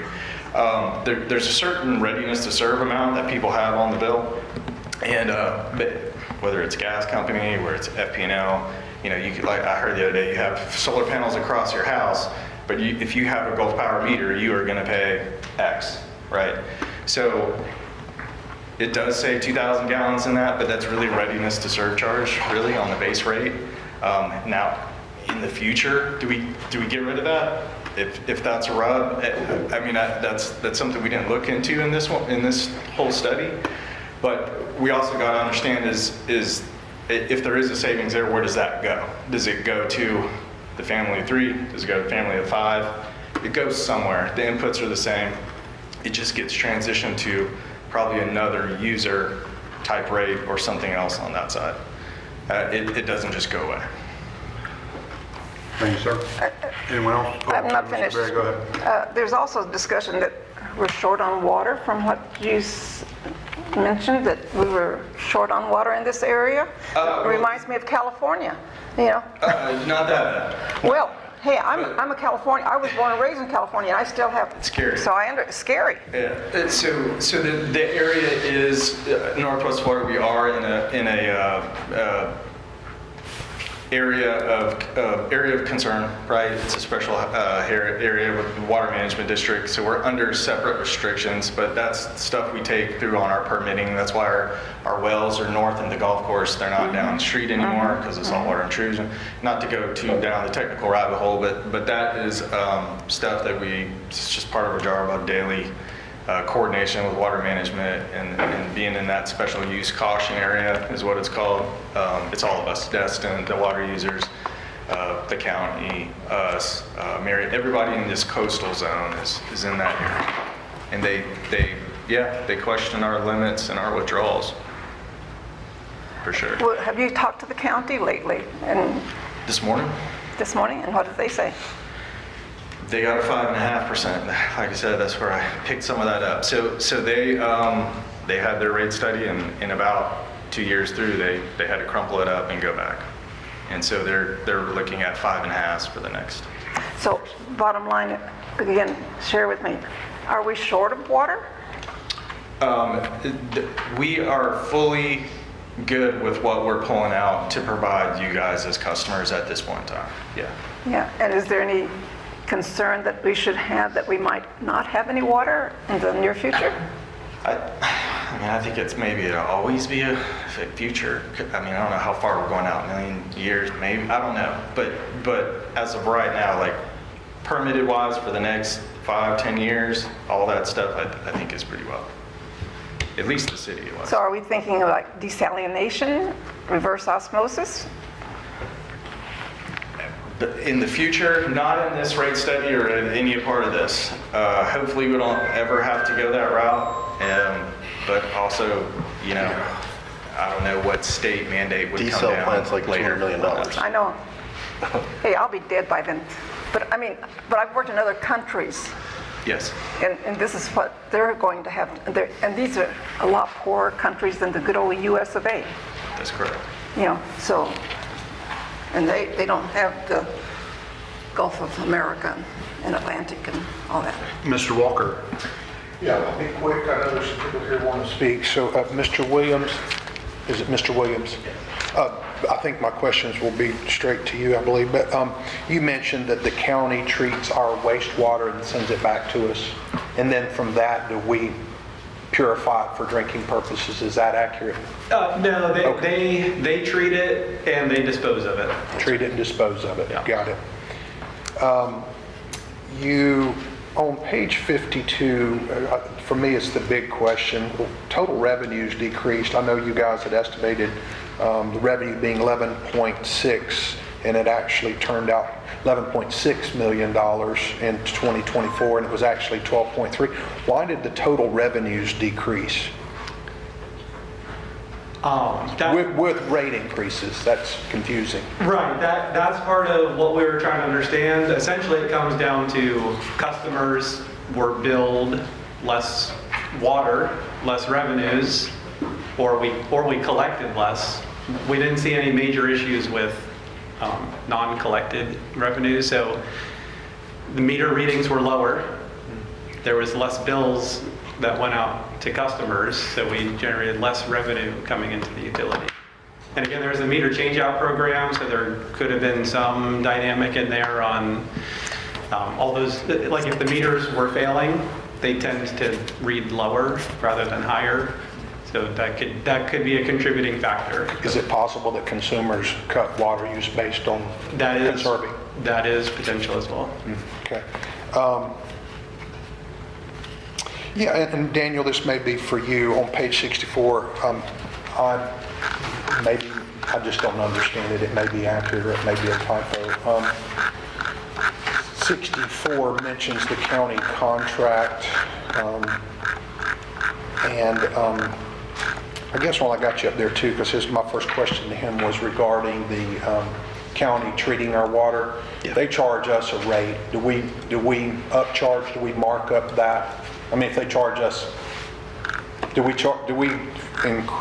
have a markup on it? Yeah, of course. Yes. We do? Yes. Okay, gotcha. And then on page 64, and that's okay. I know there's people here. There is a markup there for them to treat it for us. And 64, that mentions a $5,800 monthly, 5824 monthly charge. Is that accurate? What is that describing? Contractual services related to wholesale water, $385 user fee per 1,000 gallons, along with a monthly fixed charge of $58.42. Is that what? What page are you on? I'm sorry. 64, right in the middle of the page, I believe it would be. More top third. Contractual services, fifth bullet point down. Yes. So the county bill, we get the county bill monthly, just like everyone, just like everyone. Right. And on that, that's roughly around $3 million a year, right? It goes up 3% every year, regardless if we, those are 20-year interlocal agreement rates. If we go in 0%, it's 3. We still get that passed. So that's roughly about an increase of, when you do the math, probably almost about $100,000 every year, right? They also charge that readiness to serve portion, and that, which you see is like that 5,800 portion that's on the bill too. That's just to have a meter and it be there. Kind of like we were talking about base rates, right? That's like their base rate to us, just to have a meter. It's about $72,000 a year. And then you threw out a $3 million. That kind of, I got lost in that. Yeah, so based on the total flow that the city generates, it's like, about 2.1, 2.2 million gallons a day for 365. Gotcha. Our cost winds up being in the budgetary item is around $3 million for disposal. Gotcha. Okay, great. Thank you. All right, anyone else questions before we move to public comment? Seeing none, anyone from the public wish to comment? Sir, I know you wanted to speak first, so come on up.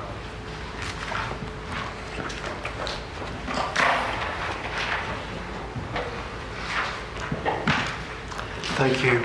My name is Jim Mays. I'm a resident at 88 Laurie Drive, Fort Walton Beach.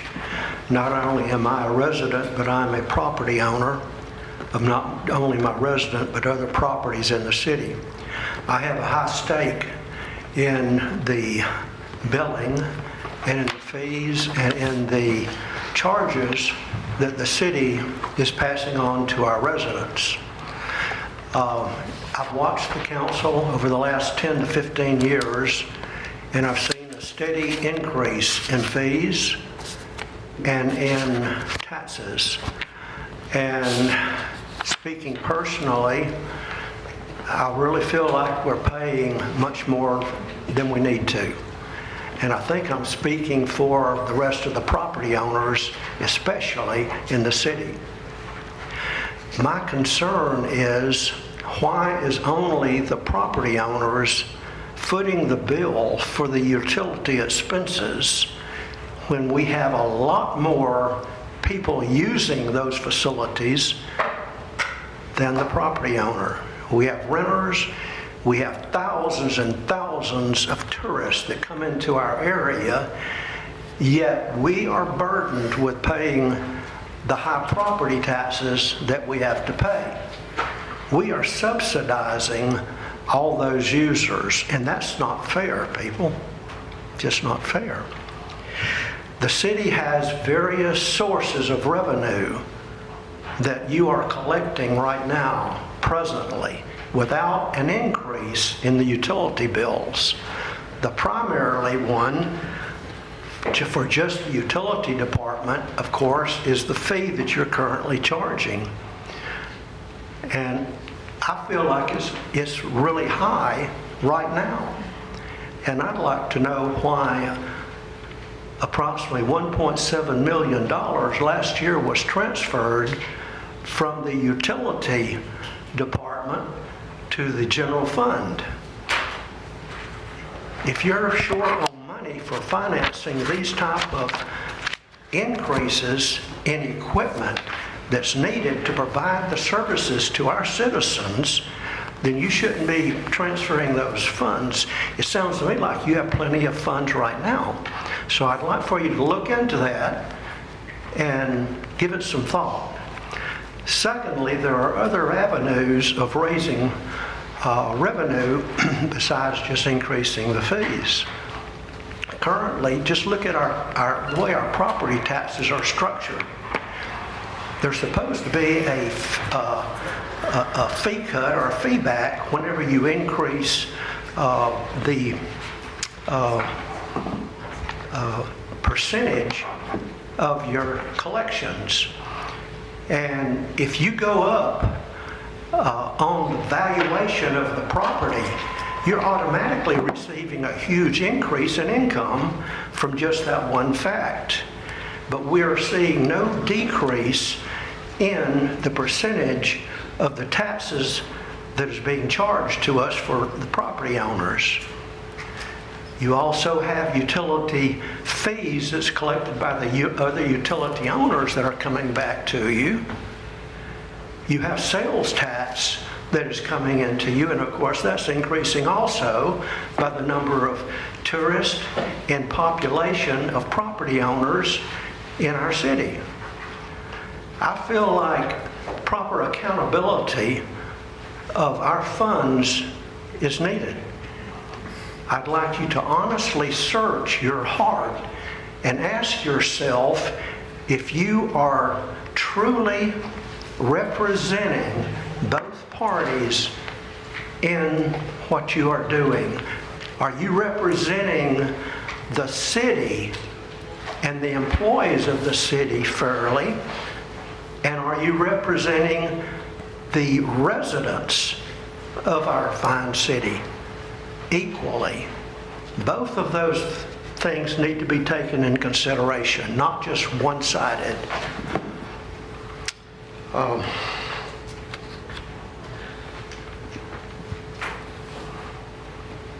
I know utilities are expensive, and I'm all for paying taxes.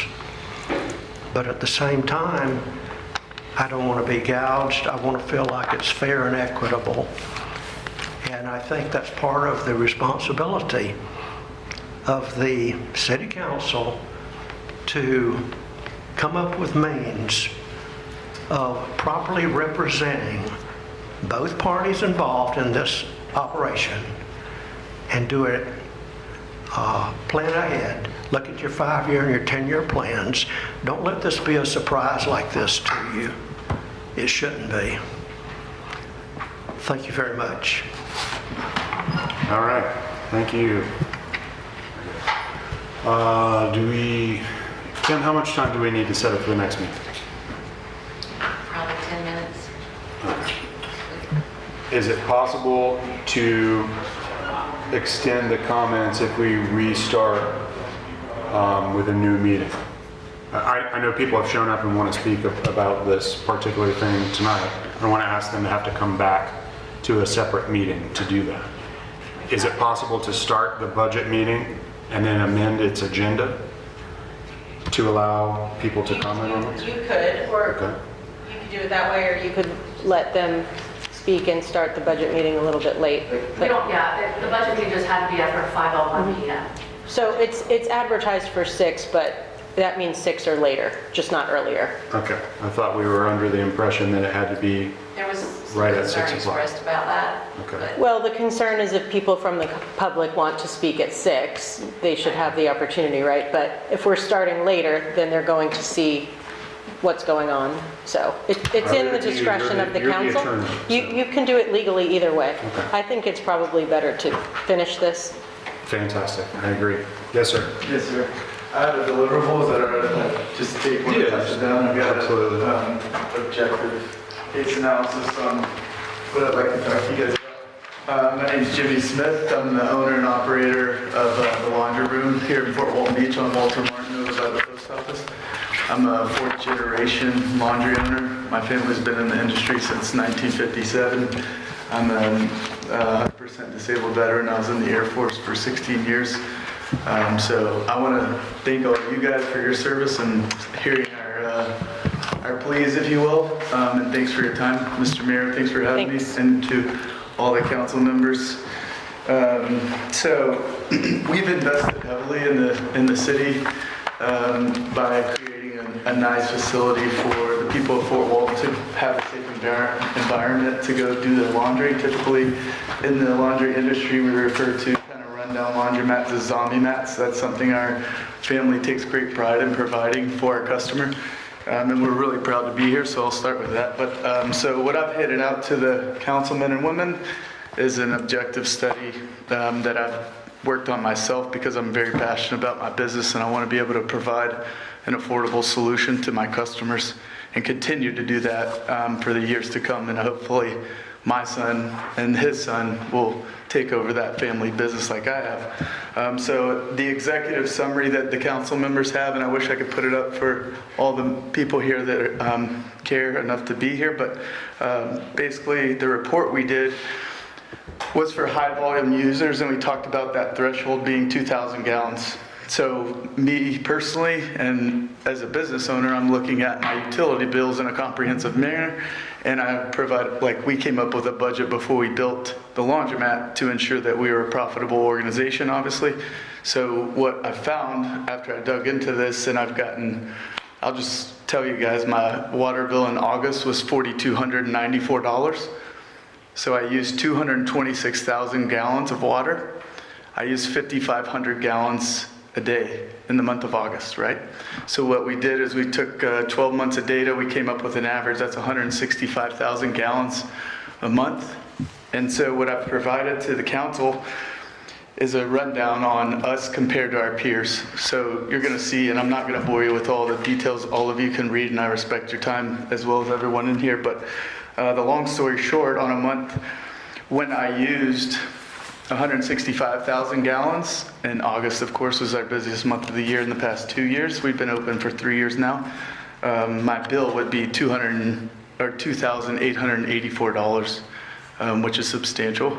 So my budget comprehensively for all my utilities before we built the laundromat, based on very objective data, because my family does own 4 or 5 of these locations in different cities. So I budgeted for $5,000 total, and I just said in August my bill was $4,294 just for water. So what we broke it down into is water consumption and then the sewer charges, right? So that's the way the water bill's broken down. Your water consumption and then your sewer bill are separate. So as you can see right there in the comparison, well, I'll start in the rates effective October 1st, 2024. It tells you the estimated bill when I use my average, which is 165,000 gallons. So the sewer volumetric rate, once I go over 2,000 gallons, it goes to $10.64 per 1,000 gallons, which is 100% over our peers, right? So if you flip to page 3, well, it starts on page 2. I'll just skip all the other stuff and come back to my recommendation at the end. But the detailed rate breakdowns, it gives you guys a analysis of what I'm billed versus Destin, Niceville, Crestview, and so on, right? Freeport, South Walton, Okaloosa County.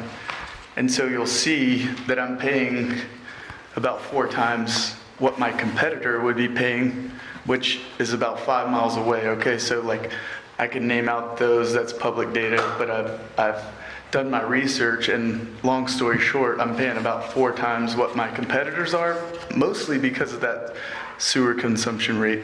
So it's very taxing on me. And then the tertiary effect, obviously, is that end user who's our customer, which is a Fort Walton Beach citizen, right? So I put in here that my largest washer in my store is a 60-pound washing machine. It's $9.50. That allows my customer to wash 6 loads of laundry in 25 minutes.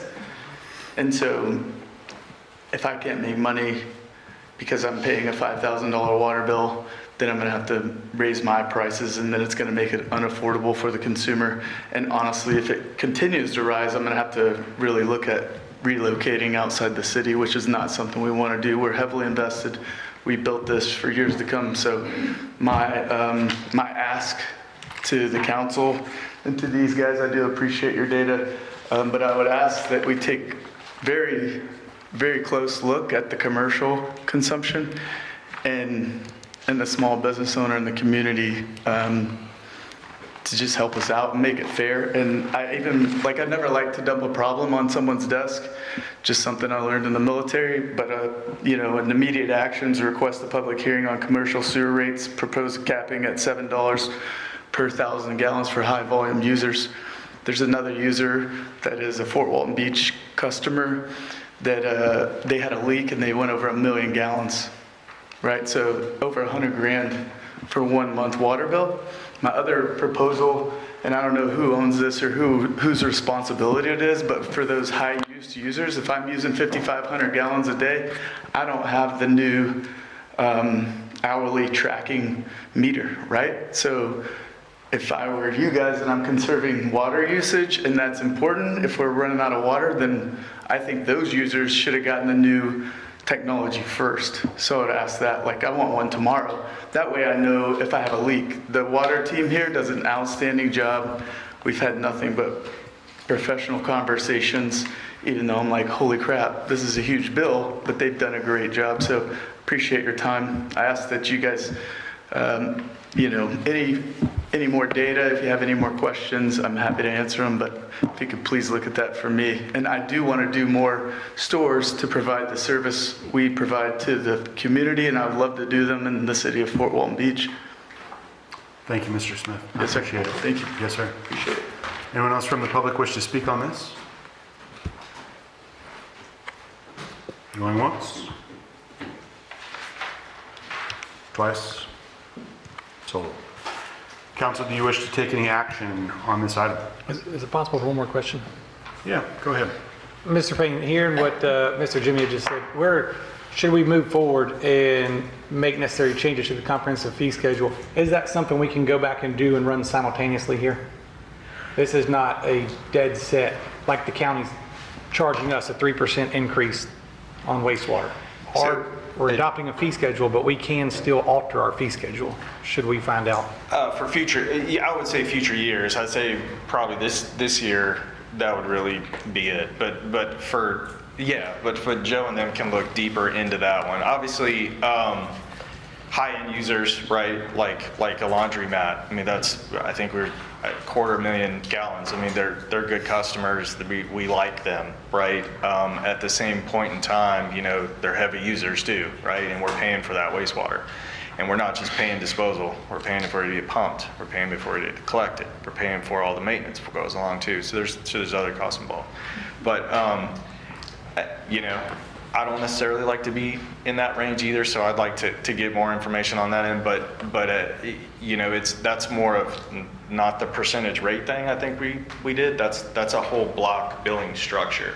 So that could flip everything upside down, because obviously if it was the revenue requirements are the revenue requirements. Where that gets shifted, kind of like we talked about else, is something that we would need to do an in-depth analysis deal on because I don't know if it goes to Mr. Berry or Bryce or, whatever user threshold on those blocks, but we definitely, we didn't run every scenario, right? We didn't run a 250,000 gallon user on that side, but, we know now on that side. But really, that's a deeper hole.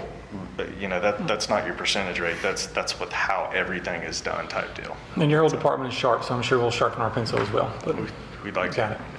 Mr. Mayor, I'd like to move to adopt the utility rate study as prepared by Raftellus Financial Consultants and authorize staff to make the necessary changes to the comprehensive fee schedule. A motion made by Councilman Jeter, seconded by Councilman Browning to adopt the 5-year rate study as it has been presented. Additional comments, Mr. Jeter? Yeah, like we just said, I know Daniel and his crew and his team will certainly look into this. No one likes doing this. No one likes, it's kind of like the millage rate. If you lower it so many years, it's really hard to go back and raise it. So we did 0% increase last year, as Daniel was saying. If we continue to do 0, 0, 0, we're going to put this board somewhere in a position where they're going to do a 20%, and we know what that situation is going to look like. So I think doing a 5-year study and phasing this out, as Mr. Merrill was kind of saying earlier, or maybe we missed the gun last year, and now we're really having to look down the barrel of the gun this year. No one likes it, but unfortunately, there's just things that you have to make decisions on that you know are best for the city in the long run. Thank you, sir. Anyone else wish to speak on this? Mr. Walker? Yeah, maybe my fellow counselors up here will know, but can anybody tell us how much is in reserves? Ms. Nevers? No, I'm sorry. Anybody up here? Anybody? I thought you were asking. No, and I said my co-counselors up there. Does anybody know how much is in reserves that they referenced that may be able to use to offset expenses? No. Okay, Ms. Neighbors. We have about 8 million in unrestricted reserves from what I remember from the ACFR. This, and you'll see it coming up in the next budget meeting. We had to, because of revenue shortfalls and to be able to complete all the things that we needed to do, we were 2.5 million short, so we had to pull that from reserves, so that'll go down significantly this year. So there is $8 million in reserves, but you're saying about 2 million of it is going to be used for other things? In 26, yeah, In to be able to 26. balance the budget. So yeah, I hear from people in the community, and myself being one of them. I'm a single guy at my house and at my office, and if I use 500 gallons a month, that's a lot. And then I look at my 0 to 2,000, and then I think about me and how blessed I am to be able to pay it. But then I hear from others in the community who talk about their everyday struggles being on fixed incomes. And we've got 8 million in reserves, 6 million in reserves. I'd like to see some of that money be applied, leave the rates where they are while we ask staff to go back, sharpen their pencils now instead of later. I'm not, this is not personal against the company that did the study, but when we're relying on their estimations and forecasts, and they estimate revenue increases and they miss the mark by $700,000 on an $11 million bill, I'm just hesitant to trust all their other numbers. So I would like to see staff sharpen the pencil in advance, keep the rates the same, and look at that tiered blocking approach, I believe it's called, where those people who are conservative on their water, they get blocked from 0 to 500, 500 to 1,000, and 1,000 up. I mean, it's just a single person, whether it's a mom, dad, grandma, whatever, paying the same, using 500 gallons as to the family that may have 2, 3, 4 people and using 2,000 gallons just seems unfair on its face. So I won't be supporting it. I won't be supporting the motion. Thank you. Thanks, sir. Anyone else wish to speak on the motion? Seeing none, council, please vote.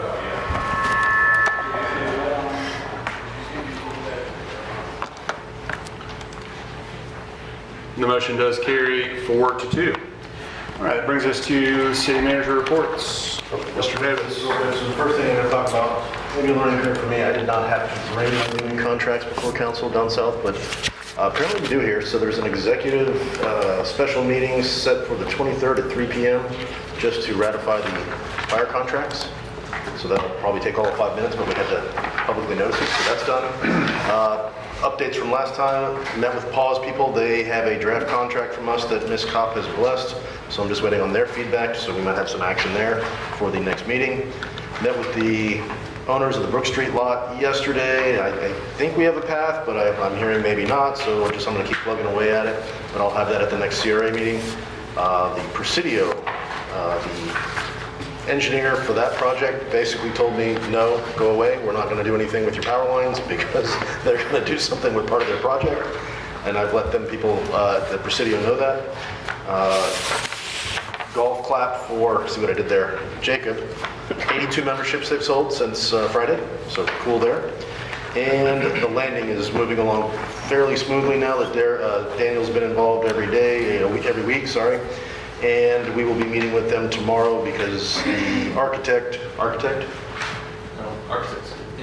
engineer, that's what I said, engineer is not returning our calls, so frustrations are mounting. Final thing, Police Academy, 9/11, that is the first one at 6 p.m., so that's all I got. Thank you, sir. City Attorney reports, Ms. Kopp. I don't have anything, thank you, Mayor. All right, Mayor, council, final comments. That starts again with Mr. Browning.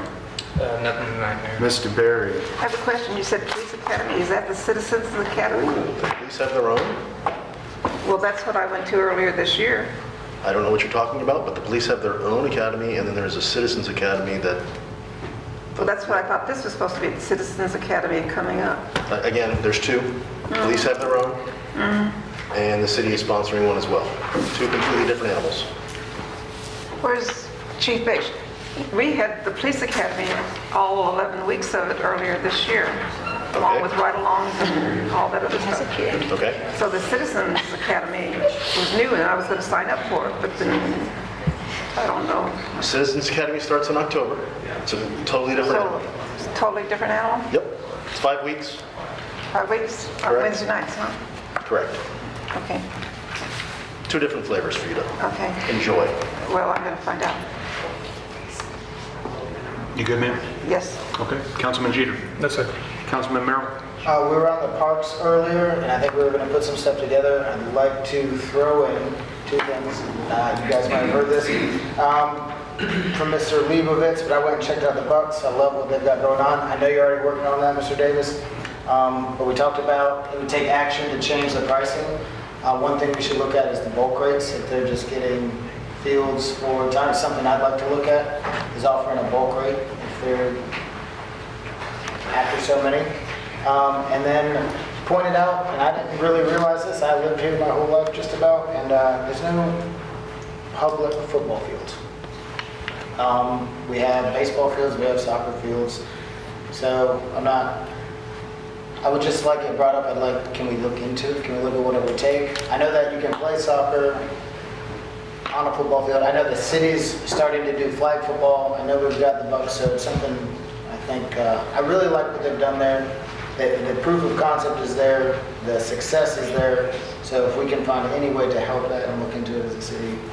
Interestingly enough, we have a budget meeting coming up, and that will fit right in. Thank you, sir. Ms. Riley? Very quickly, I would like to thank the residents that came up and made public comments. I do think that it's really good for us on the council to hear your voices, hear your concerns, and try to work as hard as we can to resolve your concerns. And I know sometimes things don't turn out the way you want them to, but I can honestly tell you, I know I care about what you all are saying. So I thank you so much for taking time out of your schedule to come here to let your voices be heard. For the gentleman in the back there on the laundry room, sir, I want to tell you, I have frequently visited your laundry room. You have great employees, good customer service, and I appreciate you as a small business owner here in the city of Fort Walton Beach and just giving back to our residents. Thank you, sir.